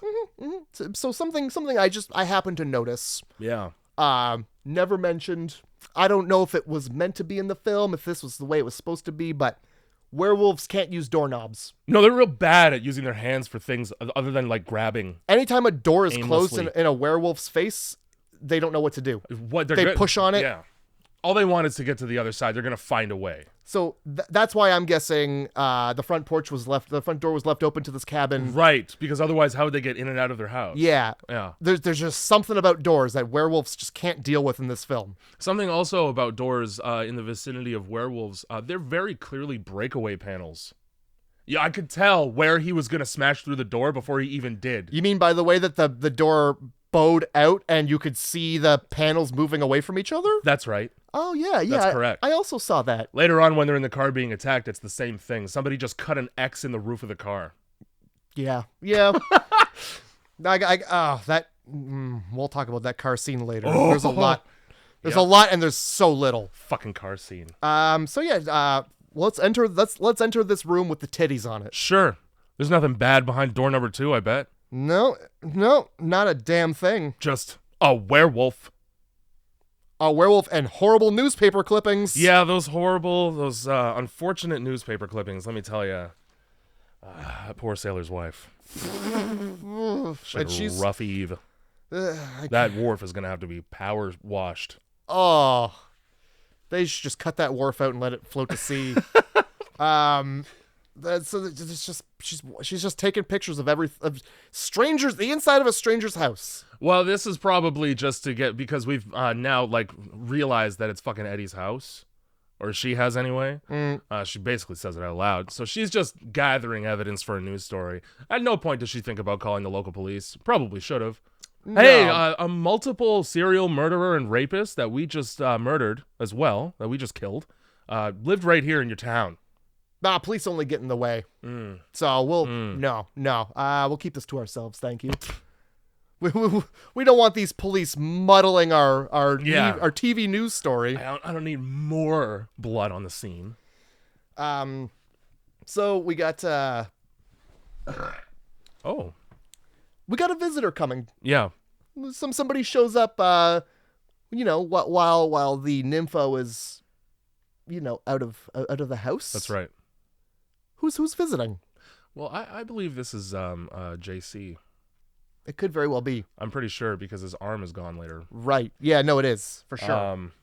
Here's my problem. The shot, or the scene itself, when the werewolf arrives, they really try to paint a picture that Terry is somehow stuck in the house. Even though she's in the main room, it could just go the fuck out the way that she came in with no problem whatsoever. She could. Instead, we're going to scramble around until we find a window to open so that we can jump out of the window and then perfectly roll onto a hatchet that's nowhere near the window.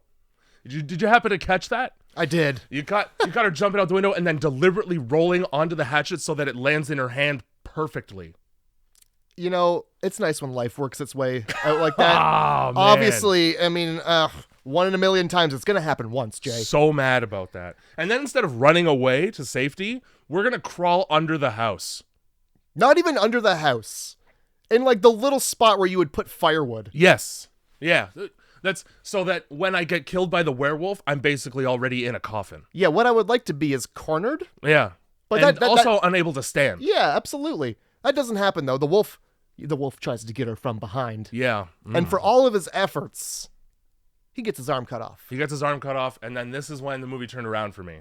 Because watching that thing writhe like it's a bag of worms that are angry. Oh, pulsating. As it turns back into a human arm. Bubbling. I was like, okay, somebody on the special effects team is doing something right. Yeah, this is they called in Tom Savini for a consult for like a day and a half for this movie. It took more than an hour, but we're finally here. Fuck's sake. We're finally at where things start picking up? Yeah, I would say. Well, maybe. Oh, not for whatever the fuck his name is here, TC. He's not going to be picking up. He's going to be picking up half as many things as he used to. Because his arm is missing. Yeah, he gets his gets his arm cut off, and that's enough for him to run away. Yeah. Like, I don't... If you know it's going to regenerate anyway, why not just keep trying to kill the woman? Maybe she got his dominant hand, and you ever try to strangle somebody with the left hand? The one's for precision, the other's for brute force. Right? Yeah. There's just no strength. Yeah. There's no strength there. So she runs. Mm-hmm. Where does she run to? The doctor's office. I mean, not my first choice. I'd run to a car and drive away. Mm-hmm. But no, from the werewolf that just exposed itself in broad daylight. I sure would like to corner myself in another building. A little bit more wiggle room, but still not enough. Yeah. So here we are. We cut back to Karen waking up from a restless sleep. Yes. And yes. This is when she decides to accuse her husband of fucking around because, well, he has hickeys. He has hickeys in the form of horrible nail scratches that her nails are not long enough to put on his back. Oh, yeah, he looks like Freddy Krueger just got him from the back. And then in her, this is basically a confirmation. Because he's like, well, it's probably just from when I got attacked the other night. We just slept in the same bed naked. I've seen all of you. Those are new. All right, okay, lie better. They're still red. She says some foul shit about this mistress, this nympho mistress of his, and then he plants his knuckles directly in her face. What was it open? Was it open hand? It was open back. That's why I made the tennis joke. Oh yeah. Okay. Yep. Yeah. He gives her a swat. And then he goes and tries to comfort her like he didn't just beat his wife. Yeah. He didn't just commit domestic abuse on vacation. It's like when you step on your cat's paw and you're like, oh no, come back. I don't ever step on my cat's paw on purpose. Well, neither do I, but it's the same thing. Yeah. Anyway, she clearly wants nothing to do with that. So she's like, I'm just gonna get Terry to drive me back, and you can go fuck whoever you want now. I hope she was good in the woods like that. With the, bugs and worms on the fucking cold, hard ground. Yeah. Oh, yeah. You didn't even find like a nice moonlit clearing or anything. Nah, they just fucked in the dirt by the fire. Like wolves? The ashy dirt. Like wolves. Good God. Somebody's gonna get some taste. Somebody's gonna get an infection. Yep. Yeah. Couple of them. She refers to the nympho as a bitch in heat. Yes, that's right. Which is accurate. Fucking spot on. Oh. Karen's a goddamn detective. She should be the one writing the story. Well, too bad she's the one getting I don't know, stalked. That. Yeah. She's getting the clap. She's getting the clap after she gets the clap. So I think are we cutting? Do we cut back to what's her face in the doctor's office trying to dial the rotary phone in an emergency? It took her all of that time to go. Shit. Yeah, and that's just the 9. Oh, we're fucked. If you're sitting at home and you're like, well, what's a rotary phone? Imagine somebody said buttons. Fuck buttons. We're gonna dial with a donut. We're gonna dial with a donut. That's a rotary phone.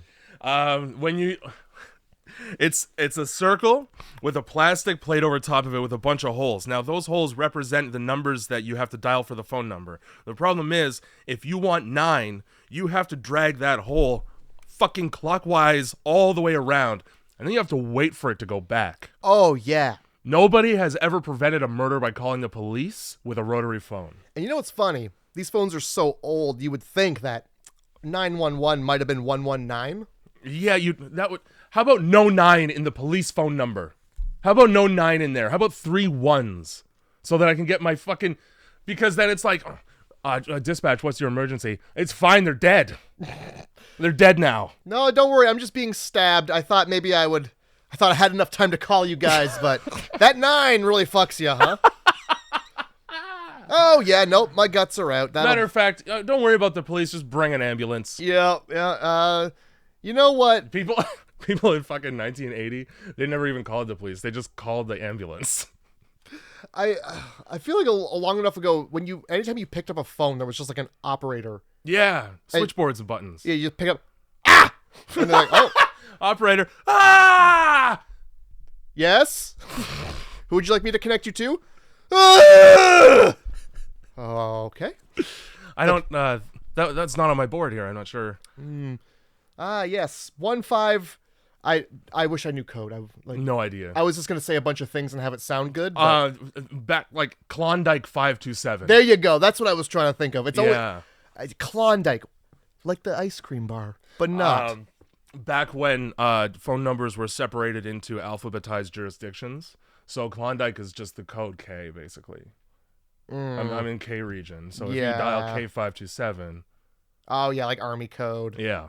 I think that's what it was anyway. Likely. Who knows? Thank God we don't have to do that shit anymore. If I had to talk to 2 people every time I picked up the phone, Yeah. an operator and then who I want to talk to, I'd kill myself. And to both of them, I also have to, like, memorize the fucking naval alphabet. Oscar Mike. That's all I know. Charlie Kilo. Oscar Mike. Foxtrot uniform. Thanks, Bloodhound Gang. See, they at least touch on the ones that matter. Yeah, educational. Educational and filthy. Yeah, both. So this phone call takes a long ass time to dial. Yeah, and while she's making that call, she's rifling through confidential paperwork. Yeah, oh yeah, because this nosy bitch can't keep her shit to herself. That's right. She doesn't even call 911. She calls Chris. Yeah, to tell him, look at all the crimes I'm committing for us. And Chris is like, hey, have you looked through the cabinets yet? Have you have you committed that crime? She's like, no, I guess I haven't thumbed through people's personal information. I should do that. Yeah, we could check. Oh, so many we're checking off the list here. Burglary, home invasion. Yeah, I don't know what rifling through confidential files counts as. It's something though. It must be. It's something. It's a crime. It's like Joe Swanson. I don't know what I'm looking at, but that's crime. Oh, so lo and behold, this fucking doctor's got files on all the wolves. Yeah, he does. And he's got them all like in the top shelf because they're the ones that he pulls out the most often. Oh yeah. Let me just get my werewolf files out. Call Mulder and Scully. I had such a hard time with that. The wolf files. Bum bum bum bum bum bum bum. One cabinet down, ghouls. And you know vampires are under V. D for Dracula. Lots of ghouls. V. Yeah. So fucking because nobody likes having their privacy invaded. Terry gets fucking cold clocked in the face by a wolf. But before that, she's on the phone. She's holding the file. Yeah. And a furry wolf hand just takes it from her. Right, that does happen. That's that. Like, excuse me, you shouldn't be looking through this. And then grab that. Don't mind me. And there's like this whole fight scene. Yeah, she gets clocked, and she, for some reason, flips on the doctor's lights.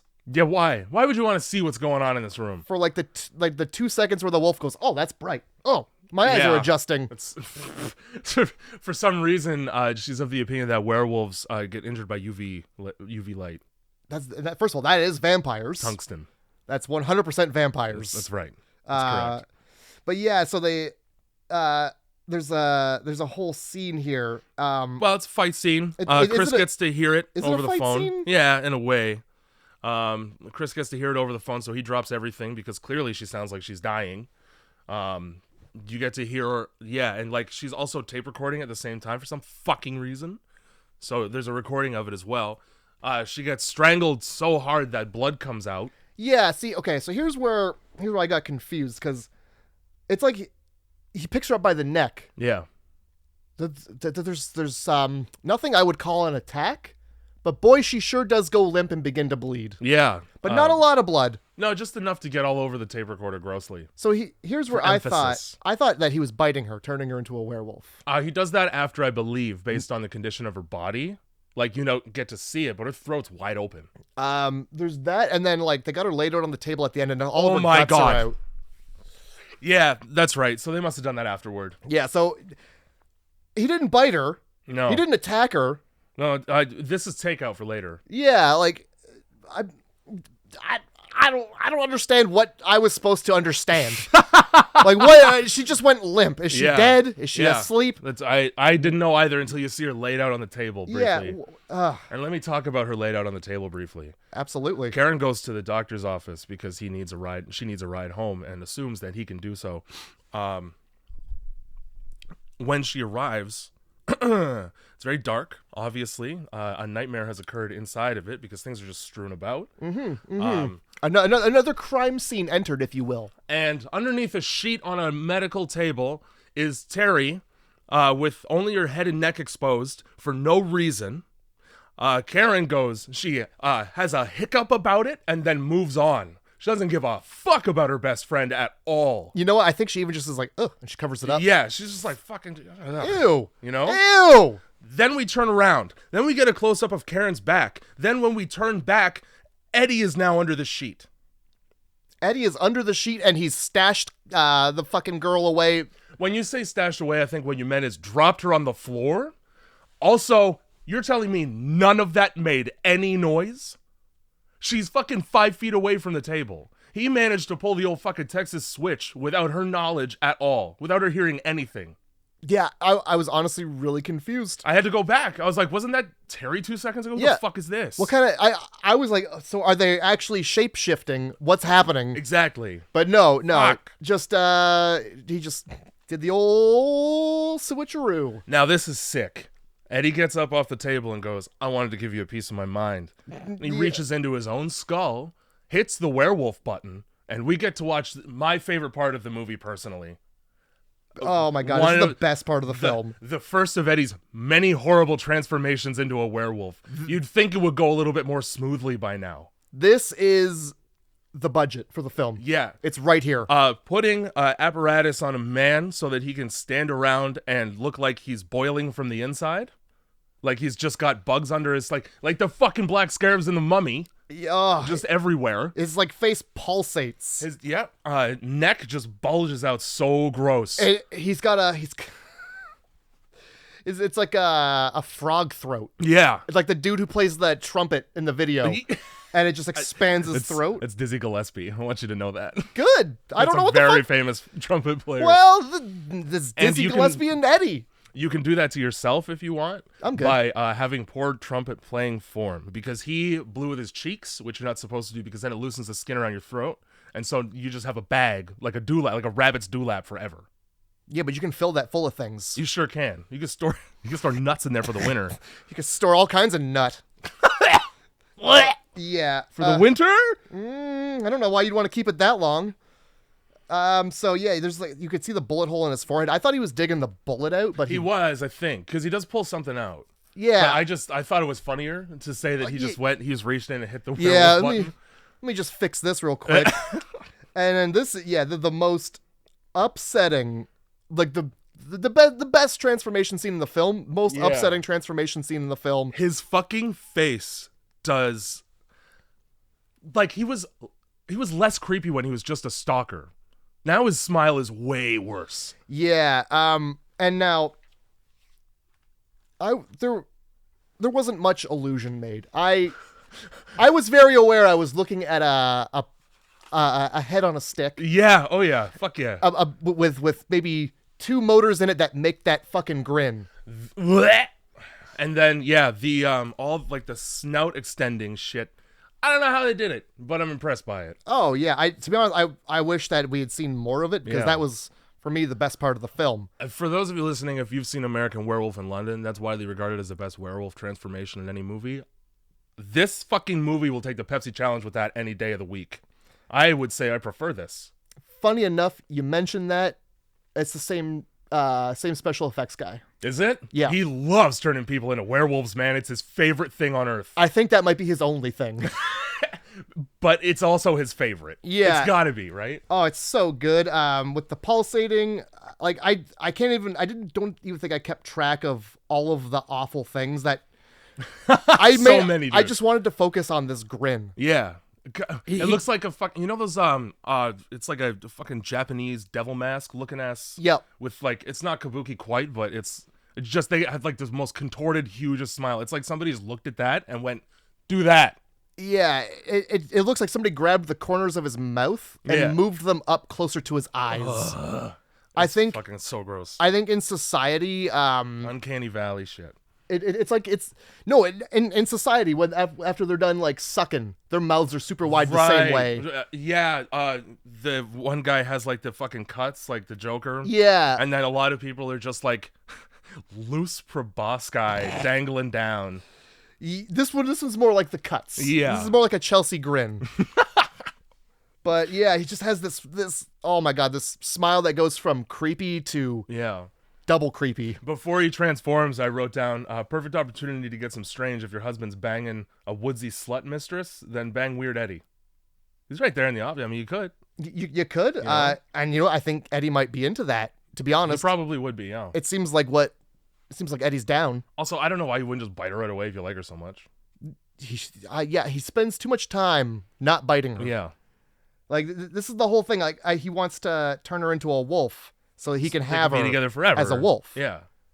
But he does everything but bite her. He does everything but turn her into a fucking wolf. He really makes her like less inclined to be open to the idea by being disgusting for an hour. Yeah. Hey, I want to turn you into a wolf so that whenever you want to be a wolf, this happens to you. Yeah, this is what it looks like. This seems like a lot of fun to have a snout extend out of your mouth. Painfully and horribly, my fucking bones in my legs extending to twice their length. How would you like to be injured horrifically but not die? Yeah, now just excruciating pain for a while, and then you regenerate so you get to do it again tomorrow. And, boy, this how long does this regeneration take? I don't know. It's nebulous. Because Eddie is fine enough to get off of the fucking mortuary table and leave. After a bullet in the head. But then fucking TC's arm is just gone for the rest of the movie. And, like, even Bill, those scratches on his back. Yeah, they healed right up. No, they didn't. They should have. Not the back, but the one on his stomach from the first attack is gone by that morning. Right. Yeah, so why didn't those sex scratches just clear up immediately? Those mild abrasions. Those mild sexual... So that he had a reason to beat the shit out of his wife in a cabin. Right. You can't do that just randomly, cuz. No, you shouldn't. You really shouldn't. I mean, you shouldn't at all. So, Karen grabs just a random bottle. Turns out it's fucking acid. This is when I saw the wolf's, it's ulcer and indigestion medicine. It's like, fuck, it's right behind the acid ball. I thought that's what she was going to throw at him. Like, does he have a tummy ache? He's been eating spicy food. This is what happens when I have heartburn. I turn into a real monster.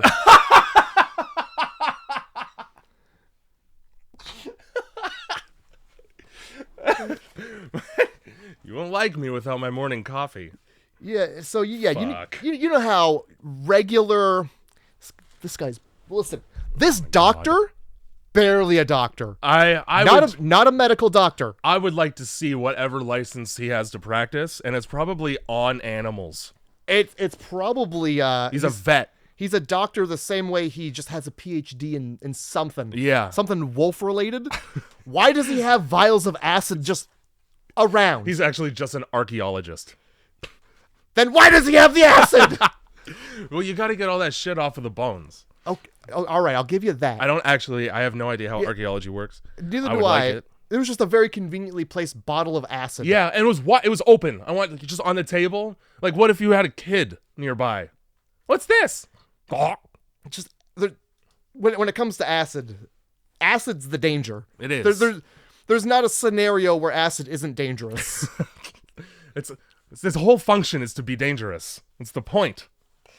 Oh boy. So this is where we cut to Chris fucking on his way. Let me say also it's nighttime now, by the way. Also, suddenly it's nighttime. Let me also say that Eddie's werewolf transformation takes about fucking 10 real-time minutes. It does. At any point, he's obviously indisposed. Karen could have got the fuck out of there. He's busy transforming. It hurts and is gross. Yeah, I don't... You would walk out, probably. I don't think you can, like... like when you're transforming, like you're transforming. Yeah, I'm busy right now. Yeah, I'm putting all my brain power into this snout. Yeah, it's like writing a fucking MCAT. I need concentration. Yeah, but any of that time, she could have just fucking stabbed him. Yeah, you could have done many things. He's indisposed. He's not gonna attack you half wolf. Let me tell you though, I'm glad she used acid because Gooey Eddie looks fucked up. So the guy who plays Eddie, I believe I thumbed through the trivia page. Okay, I forgot to. I was busy being angry that on the IMDb I could not recognize the actors because they're all 80 now. They are. Yeah, I had that. I was like, I don't know who any of these people are. It was like, this doesn't help me. I can't pay attention to they don't say the names. These people don't look the same. What's going on? Exactly. So I'm pretty sure the actor who plays Eddie is like a Broadway guy. Okay. And he was pissed about having to sit through makeup. I believe it. I would be. It's probably like 8 hours in the chair. I don't even think it was 8 hours. No? I don't think so. I mean, if it was, I could understand being pissed. I think he was more upset that his face wasn't being shown. Oh, he wanted just like everybody watching the movie to know it was him? Yeah, I think so. I think that because he was like, all this time I spent on Broadway, and now my face is just melted with makeup. Yeah, you're in a horror movie about werewolves.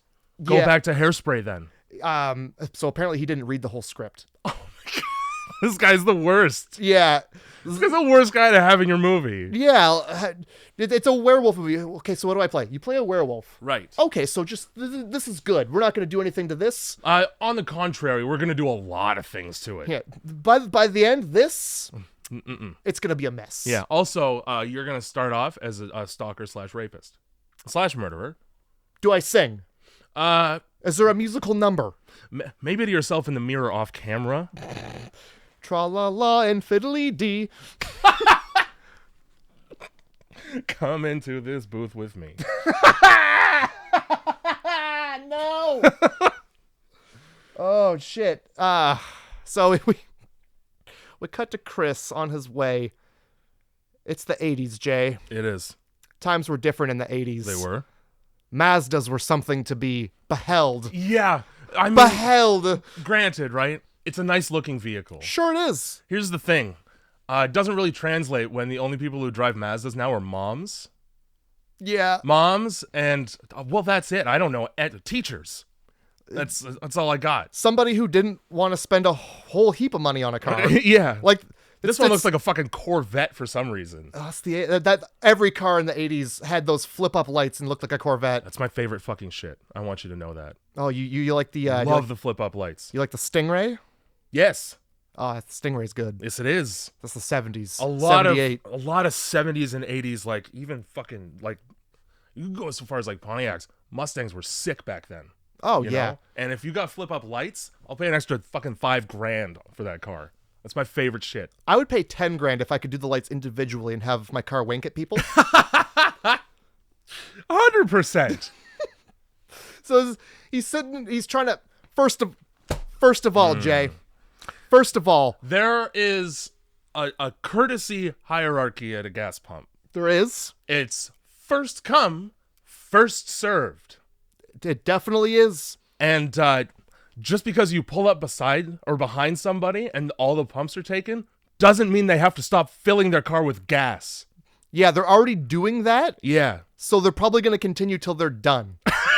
Because, believe me, it's way more of a hassle to stop midway. Yeah, I'm sorry. You can't. I'll let you in so that I could just come back and feel like, how fucking entitled. I don't give a shit about your emergency. Yeah, Drive to it. I'm not cutting this off midstream. No. Unless I'm seeing a woman giving labor in the passenger seat. Yeah. I'm like, fucking, we're doing a full tank here. And to just right to my next point, it's an emergency. Why are you stopping for gas? Run that shit until it's empty. Yeah. Good God. At what point do you like, okay, we got to get there, but we're on half a tank, so I'll be pulling in. Yeah, and then I run out in the woods. So he's there like, come on, hurry up. And this guy's like, well, hold on now, buddy. We can't all have Mazdas. Some of us work for a living. Some of us work for a living. We can't all afford this $3,000 vehicle. You see me in my station wagon? These are working man's hands. Oh, the fucking boy with the golden Mazda over here. You know it's a B movie when that's the sports car in it. Oh my god. Beep beep. Oh yeah, I gotta get me and one other person the fuck out of here. Hurry up. Fuck's sake. Yeah. So that scene didn't need to be in the film.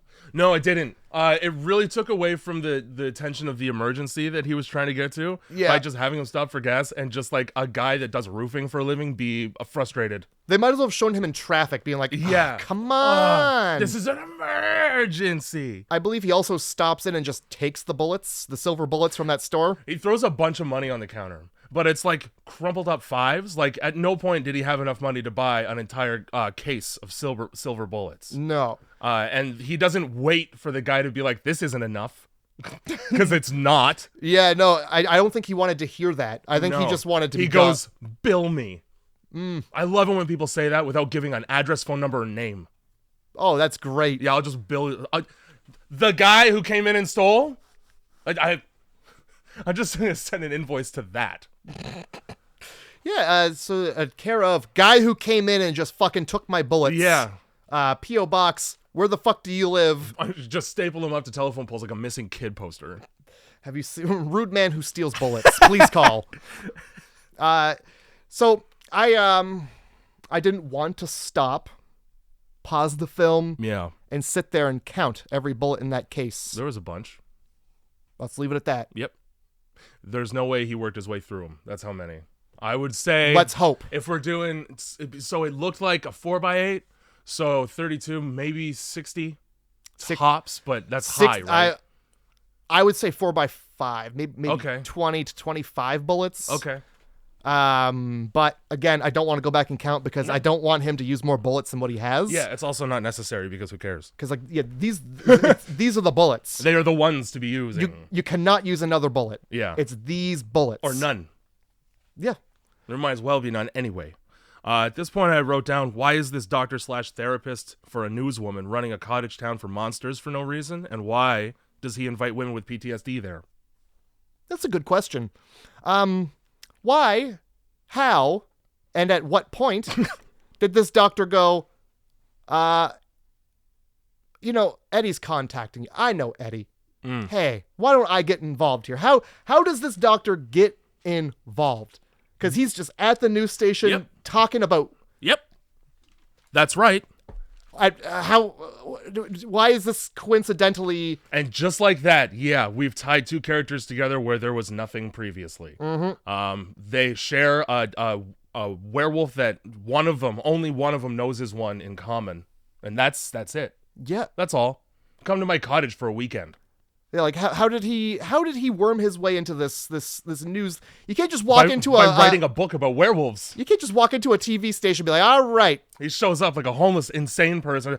I got this book! Werewolves are real! Well, we have to release the beast inside. We better put this guy on before he goes give crazy. Him 5 o'clock. Yeah. Get this guy on the air before he bites our fucking head off. But yeah, it's just this... it kind of pissed me off, just like... No, it's coincidences and a fucking happenstance and kismet that makes this movie happen. Get this guy on the air. All right. So this is where Karen tries to escape via a car. Yeah. And she is stopped by Slim Pickens. That's right. And some guy with a gun. Yep, just a guy with a gun. And so they lead her back to where... it's going down. Yeah, which is in a barn. And the old man's like, oh, she took some convincing, did she? Not really. The gun did most of the talking. I don't think she took any convincing because she saw the gun. We weren't really worried about the convincing part. Yeah. Generally, I brandished this weapon. People get real convinced in a hurry, whether they like it or not. Yeah, not many words were exchanged. I motioned to the gun, and here we are. Now, this scene, really, its tone is... It really seems like Karen's about to get ganged by werewolves. They got a dead body splayed out on the table. They're all standing around silently, and then they bring Karen in.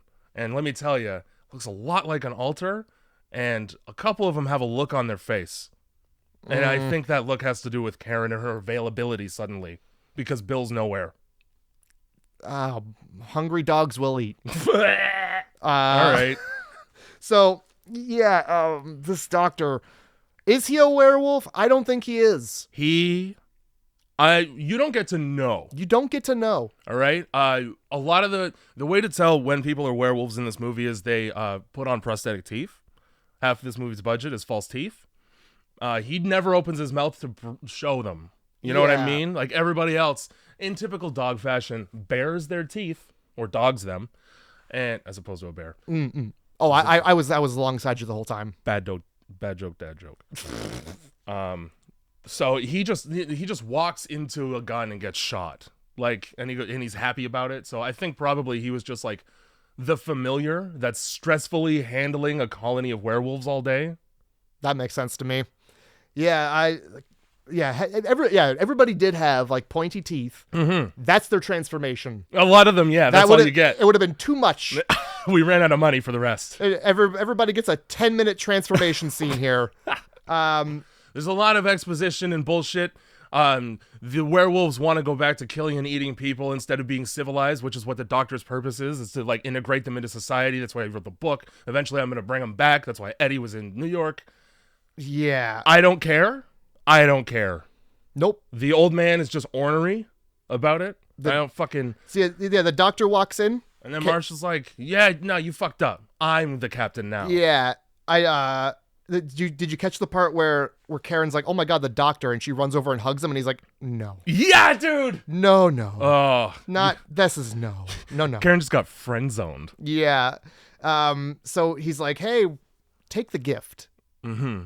The gift likely being bitten. Yeah, turning into a werewolf. Probably the better of the two options because I would argue everybody else just wants to eat her. Yep. And also, if you take the gift, you get to keep your guts on the inside, which is a good place for them. Yeah. It's warm and cozy in there. You definitely you want to keep all your gutular organs within. Yeah. Under the skin, under the bone. Yeah, and not out in a dog's mouth. Because seeing the way her friend is, what with her guts all out and ribcage exposed like that, I don't want to do that. Not ideal. It's not working for me. I look at that and then I go, "Where's that gift at? I'll take that gift, please." Yeah, I see my dead friend on a table and I'm like, I'll put my arm in a werewolf's mouth for them. They don't even have to bite me. I'll just scratch myself with their teeth. Gotcha. You got me. Hey, oh, gee, whoops. Joke's on you. Silly me.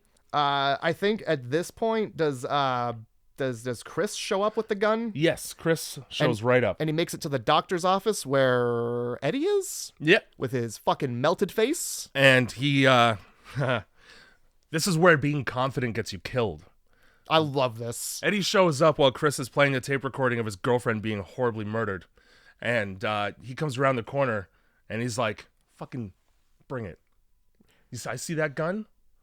I think what he does is he takes it from him from behind, and then he does a stupid monologue, and then he hands it back to him, and fucking like a high school kid asking you to punch him in the face to green light him. It's just bring it. Yeah, give me one. Yeah, give me one right in the chest. He hands him the gun back like being a werewolf is better than having a gun. Yeah, and he's like, "This is yours. You keep it." It's some like out of the goodness of my heart shit. Yeah, and then he expects him to sit there and watch him transform for 10 minutes without shooting him directly in his frog throat. Yeah. Which is, he takes all of 2 seconds to go, pop. Cool. I'm standing here with it. I might as well. Yeah. This is the attitude everybody in every horror movie should have. Fuck yeah, it is. I've got an opportunity. I'm going to take it. Yeah. I'll kill you. Sure. What makes my life easier. What's happening to your body right now looks horrible. Yeah. Let me help. Yeah. Let's make that never happen a fucking again.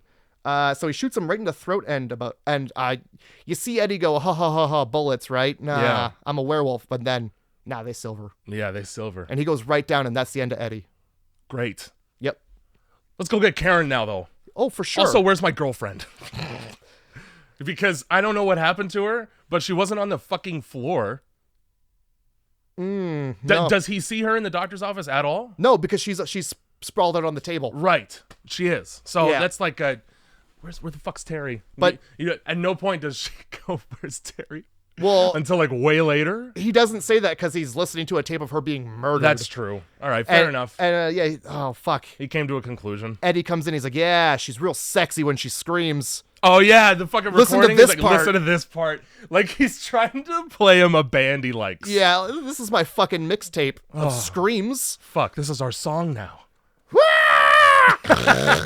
No! Yeah, this is when I wrote down there must have been another instance of a breakaway panel on the barn because I saw that. So he goes to fucking rectify the barn situation. And he was really paying attention to that man speaking gibberish at the bookstore because he brings gas. That's why he was going to the gas station, isn't it? Oh, damn it. How did you know there was going to be a structure to burn down? Here's the thing, guys. I think he was going to burn something regardless. You don't need to pull your car all the way up to the pump to fill a jerry can. He made it he made it take longer to get to fucking saving people's lives on purpose. Yeah. No, yeah, he could have just popped it out. So happy I thought of that. Okay. No, yeah, you know what? Okay, I'll let him stop for gas then. So he's walking up to the fucking cabin, and he knows that he's good. Oh yeah. And these werewolves, well, they have no idea. So he teaches them how good he is. He's just fine. So we get the wolves in the barn, and this is where we find out that there's apparently two schools of thought here. Yeah. You either want to kill people or make people. So we're gonna have this dumb, like, hierarchical argument about it until we just unilaterally, because we're the werewolves, decide that we're not gonna listen to the human anymore. And I mean, fine. Yeah. It's your prerogative. And like, I don't know what side is like the right side to be on, because you get Marsha being like, yeah, she's ours now. Clearly it's not good because you get Karen running and screaming. Yeah. So obviously the news was bad. But she doesn't get far. No, she doesn't. Also, I don't think werewolves would do too well in civilization. That's my personal opinion. Yeah, no. You know, you stub your toe on like a door frame at work, and all of a sudden you're tearing the office apart. Yeah, and like with the readily available nature of silver these days. You know how fucking easy it would be? Some places don't even let black people in swimming pools. You think people are gonna take kindly to werewolves delivering their fucking Uber Eats? All right, good. I'm glad. Okay, I see the point you're making, and I agree. I was just wondering where you were going. Yeah. And then we got there. You turned down a side street, but we ended up on the main road. It's all right. Fucking Christ. It's gonna be like fucking Daybreakers, the most racist shit. They would be called mutts, probably. That's the new N-word. Yeah. You know? I don't want this mutt serving my coffee. Is this what the hell? Jesus. Don't. Man, We're in public, man. You can't hard tea that. You can't hard tea. Is this what the Howling 2 is about? Because there's a second, third, and I think a fourth one. Probably. I wouldn't be surprised at all. Oh boy. So yeah, Chris finally shows up, and he goes, "Hey, I'm not worried." And they're a little bit confused by that because all he has is a gun, and we all know that werewolves regenerate. Yeah, and so he starts peeling caps back. Yeah, he does. And then regenerate this motherfucker. The one guy's like, that's nothing. And he's like, these are silver bullets. Oh, silver bullets, my ass. And then he you know what's stupid? I'll tell you right now.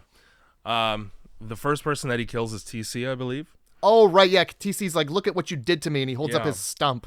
And then he says, these are silver bullets when he shoots him.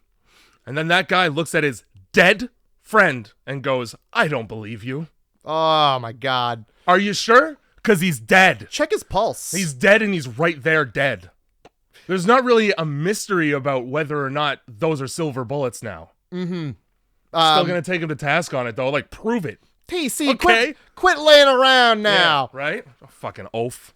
Jesus. Yeah, so that guy gets shot immediately. And then a bunch of people get shot. And then the doctor just like walks towards him briskly, and he's like, Doctor 2? He's just like, the doctor walks toward him like, just fucking kill me, please. Because he goes like, thank God, after he gets shot. Yeah, me next. Yeah. Not even in a threatening posture. There's no teeth. He's just walking. And he's like, I'm going to kill you. Don't get too close. So they fucking trap all the other werewolves under threat of silver bullet death in the barn and light it ablaze. The wolves are stupid. They fucking sure are. They're the dumbest. There's like 4 of you. He can. It's a single loader. He's got a chamber around every time. That's like you can cross, especially if you're a werewolf, 25 feet in fewer seconds than it takes him to reload that gun. As well, now I don't know if this is true for all barns. Probably a second door. Probably just a wide open hole. Yeah. Probably just a window at fucking head height. Why with no glass in it. Why are you letting this human put you in the barn? Yeah. They are letting it. The guy has there's a spare gun. Yep. He doesn't need a silver bullet to kill a human. No, you could just use the gun. He could have just shot that guy, and wolves would be happy. Yep. But no, the wolves, I don't know. Jeez. I get wood, our one weakness. Yeah. Wooden doors. Oh man, we can't figure out this door. They locked the door, and now they locked dang. the door. What? They barred it with a gun. All right, you guys got super strength. You're fucking werewolves. Just break that down. Yeah. Oh, I can't push firmly on this board. And Exactly. have it Yeah. snap. I can't move this slat out of the way. Oh my god. I get it. I get it. Piss off. Now, we get into Chris's car after we set everyone on fire. Oh yeah, we do. Somehow those werewolves escaped. I don't really understand how that happened. I want to assume there's just more wolves that didn't get burned. Okay. Anyway, we're driving the fuck out of here, aren't we?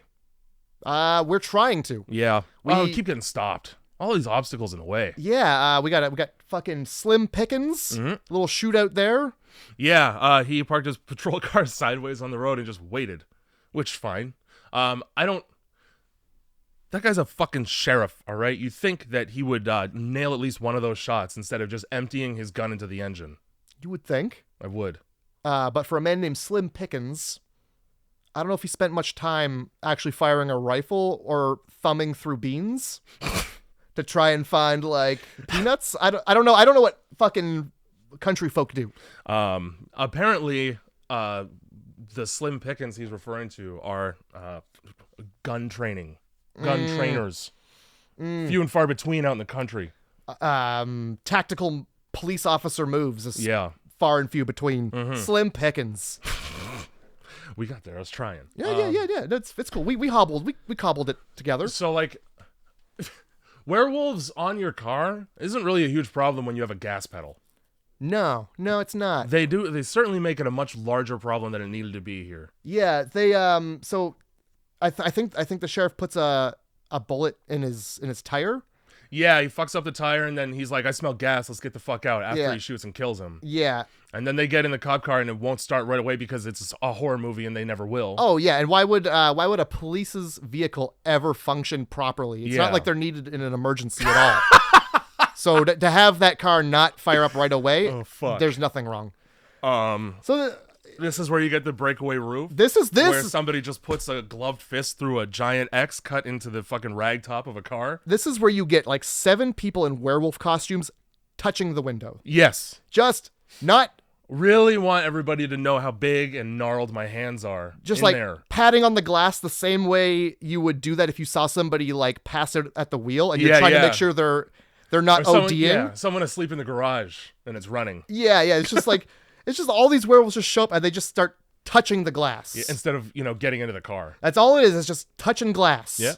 Eventually they touch the glass so hard that it breaks and then the car magically starts working. Yep, that's all it took. Turns out the ignition is in the window glass. That was they used a spark plug and he got to put it in, and then that's what apparently you can use a spark plug to break windows. It works really well.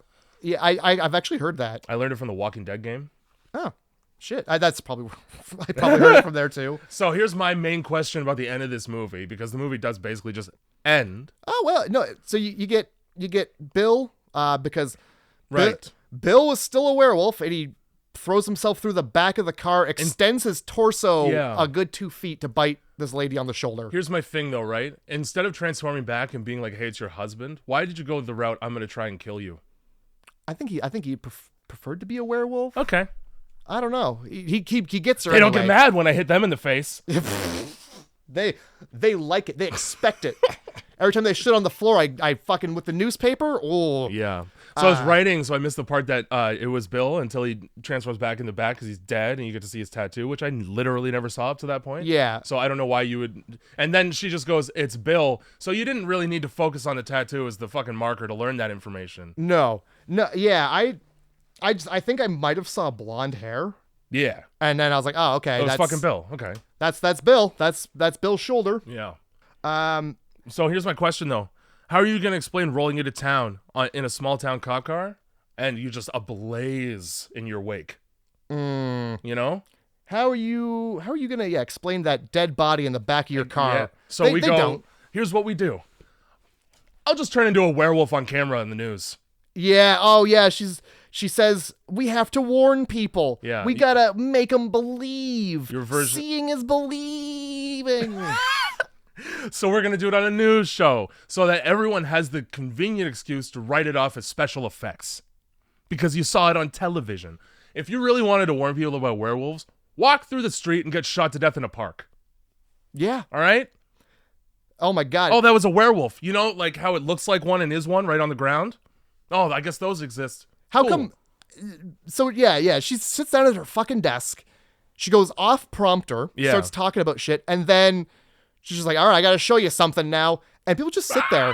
They just sit there as she's screaming like, The only person who gives a shit enough to leave is the guy sitting right beside her at the desk. oh yeah. He's like, oh shit. Which is good because I'd probably react the exact same. Yeah. Oh, Give me for the sure. fuck further away from that. Oh fuck. And then Chris comes out and shoots her. For really no reason. And that was on the news. Yep. And then they cut to like a fucking Wolf Chili commercial. Now, it's been clearly displayed that werewolves can just transform at will. Oh yeah. Why'd you need to kill her? Why couldn't you just let her live? But maybe she didn't want to. I mean, I would have. Give me that power, dude. You get to live forever until you die? Fuck yeah. I'll take it. My question is why, Jay, Yeah. of all of the Oh, I already know. I already know what you're going to ask. all of the wolves, Yeah. all of the dogs in the world. They have a certain look about them. Yes. Why does she turn into a Pomeranian? It's a because she's a woman. I don't know. I have no fucking idea. For some reason, they give Karen, when she turns into a werewolf, a completely different werewolf model. Yeah, It doesn't even really look like one. She looks like a Pomeranian. Like she just has she looks like a rat dog. It reminded me of like the makeup they gave Michael Jackson for the Thriller video when he like fully transformed. Yeah. It's almost like a cat instead. Yeah, I just don't understand. No, it's a silly choice. They did it on purpose for emphasis because she's supposed to be special. But nope, just a fucking werewolf news anchor who dies. Just a useless Pomeranian. Another useless Pomeranian. And that's the Howling, guys. And I gave that shit a 6.5 out of 10, almost exclusively because of the practical effects. Hold up, we're not done yet. Oh, there's more? Yeah. Okay. So she gets shot, and then it ends with people at a bar watching that, Right. and it's fucking Marsha. Marsha's there. And the guy's like, he orders a burger for her, and she's like, I like it rare. Yeah, great. Shut up. Because I mean, Marsha kind of just disappears in the barn scene. Fair enough. But that's what I mean. Like, you had all that shit happen on TV, and the two guys were literally right now arguing about whether or not it was real. And then it's like two kids watching it. Special effects are crazy. Ooh, Nobody fucking thought it was a real werewolf. You fucked up. You wasted a life. You did. You really did. Whoops. Also, good luck. Chris is going to jail. Yeah, he is. He just killed somebody in front of many people. Yeah. As well, they were the last ones on the scene at a barn fire where there are multiple bodies charred beyond recognition. Mm-hmm. Whoops. And all they have to go off of is the badly animated wolves that were left howling as they drove away. That shitty stop motion garbage that you didn't even need to do that. You didn't. You know? We could have just heard howls as they drove off. Yep. Or just eyes in like the brush. Any of that's fine. And then this movie has the weirdest credit sequence. It's just a frying burger set to Kenny G music. So disgusting, that stovetop. Yeah. That grill top has not been cleaned in weeks. And there's like just easy listening jazz behind it. Yeah. The guy asked for a steak. There wasn't one on the grill. Nope. Just the burger. Just the burger. Great. So he just doesn't give a shit about that man. I think also there was another scene. It might have been during like the hunt. Okay. The group hunt. It was just weird circus music. It was just really out of place. Like, I don't remember, but I fucking believe you. Yeah, I just remember musical choices. You know what? It might have been when he got attacked at night. Honestly, I would laugh. Yeah. I'd laugh my ass off. It might have been. So what did you give it? I gave it a 6.5 because of the practical effects. I gave it a 7. Yeah. Turns out you can redeem a lot about a shitty movie if you put a lot of effort into makeup and like costume design. Yeah, I overlooked a lot of that. Had I not been writing everything down as it is happening, I would have overlooked so much of that. Yeah. Yeah, I'm 6.5. Cool. I feel like that's about all it deserves. There you go, Jelena. Add another one to the list. So, after seeing that lady turn into a Pomeranian Yeah. and get blasted, we're left with a 7 and a 6. Cooking burger. Yeah. I got some movies for next week. Yep. I'm ready to choose from them. I got three options. Actually, yeah, 3. Fuck. So I've got three themes, but I got like 2 movies fit into one theme, and I want to do them both. But so, give me the theme. If it's the one that I choose, then tell me which movies they are, and then we'll pick from them. okay, so we've got another movie that features an old school monster.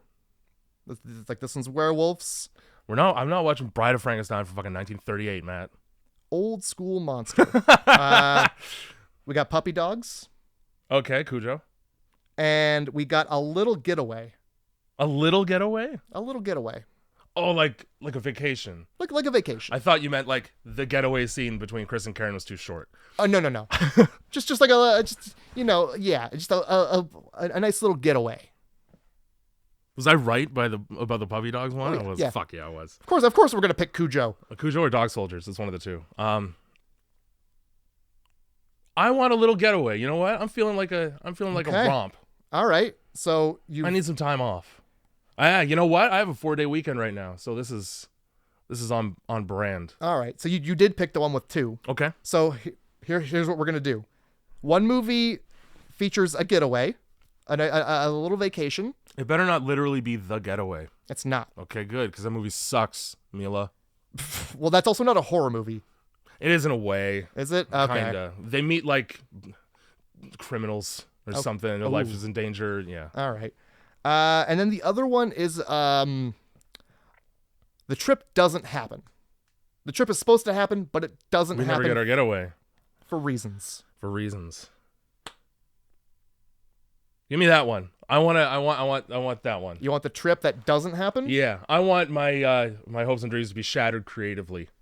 Oh, dude. I think you just made a lot of... You're wringing your hands right now, so... A lot of people are going to be pretty happy to hear that we're watching Final Destination. Fuck yes. One of those people is me. I thought you might be. Fuck yes. First one? Yeah. Right on. It's been a minute. That's the one where they're like supposed to go on a trip to Paris and they don't. Technically, there's a bunch that are about trips to places, but that's fine. So the other ones you gave up for old school monsters was Fright Night. Okay, that makes sense. That's heavily related to this movie. Yeah. It's right there on the more like this on IMDb, so I get it. Yeah, that's exactly where I found it. That, and I think one of the werewolves in this movie is also a vampire or demon in Fright Night. Cool. Hell yeah. The other one was The Beach House. Beach House. For the getaway. Not familiar with it. Oh, I'm not familiar with it either, but is it based on a book? I don't think so. Okay. It's a newer movie. Okay, then it's, well, maybe. I think it's a Shudder original. Oh, I was thinking about Chain Letter. Never mind. Okay. Yeah, I haven't heard about this one, but it seemed pretty good. I forget every single thing about it because I've never heard of it. Yeah, right on. Okay. Beach House. So, it took how many episodes? For finally watching to get to Final Destination. All right. I'm down. Me too. I'm stoked. Grindhouse Movie Club. Grindhouse Movie Club. Grindhousemovie.club. Grindhousemovieclub@gmail.com so that you can tell us how good our voices sound with new microphones. And I want to hear. I demand to hear. Yeah, is it better or worse because it costs $600? It better at least sound like we spent some money. Yeah. That's the podcast. You got anything you want to end it with? No. I got to get up and walk to the computer now. Oh my God. I have to do some rearranging to the setup here, maybe.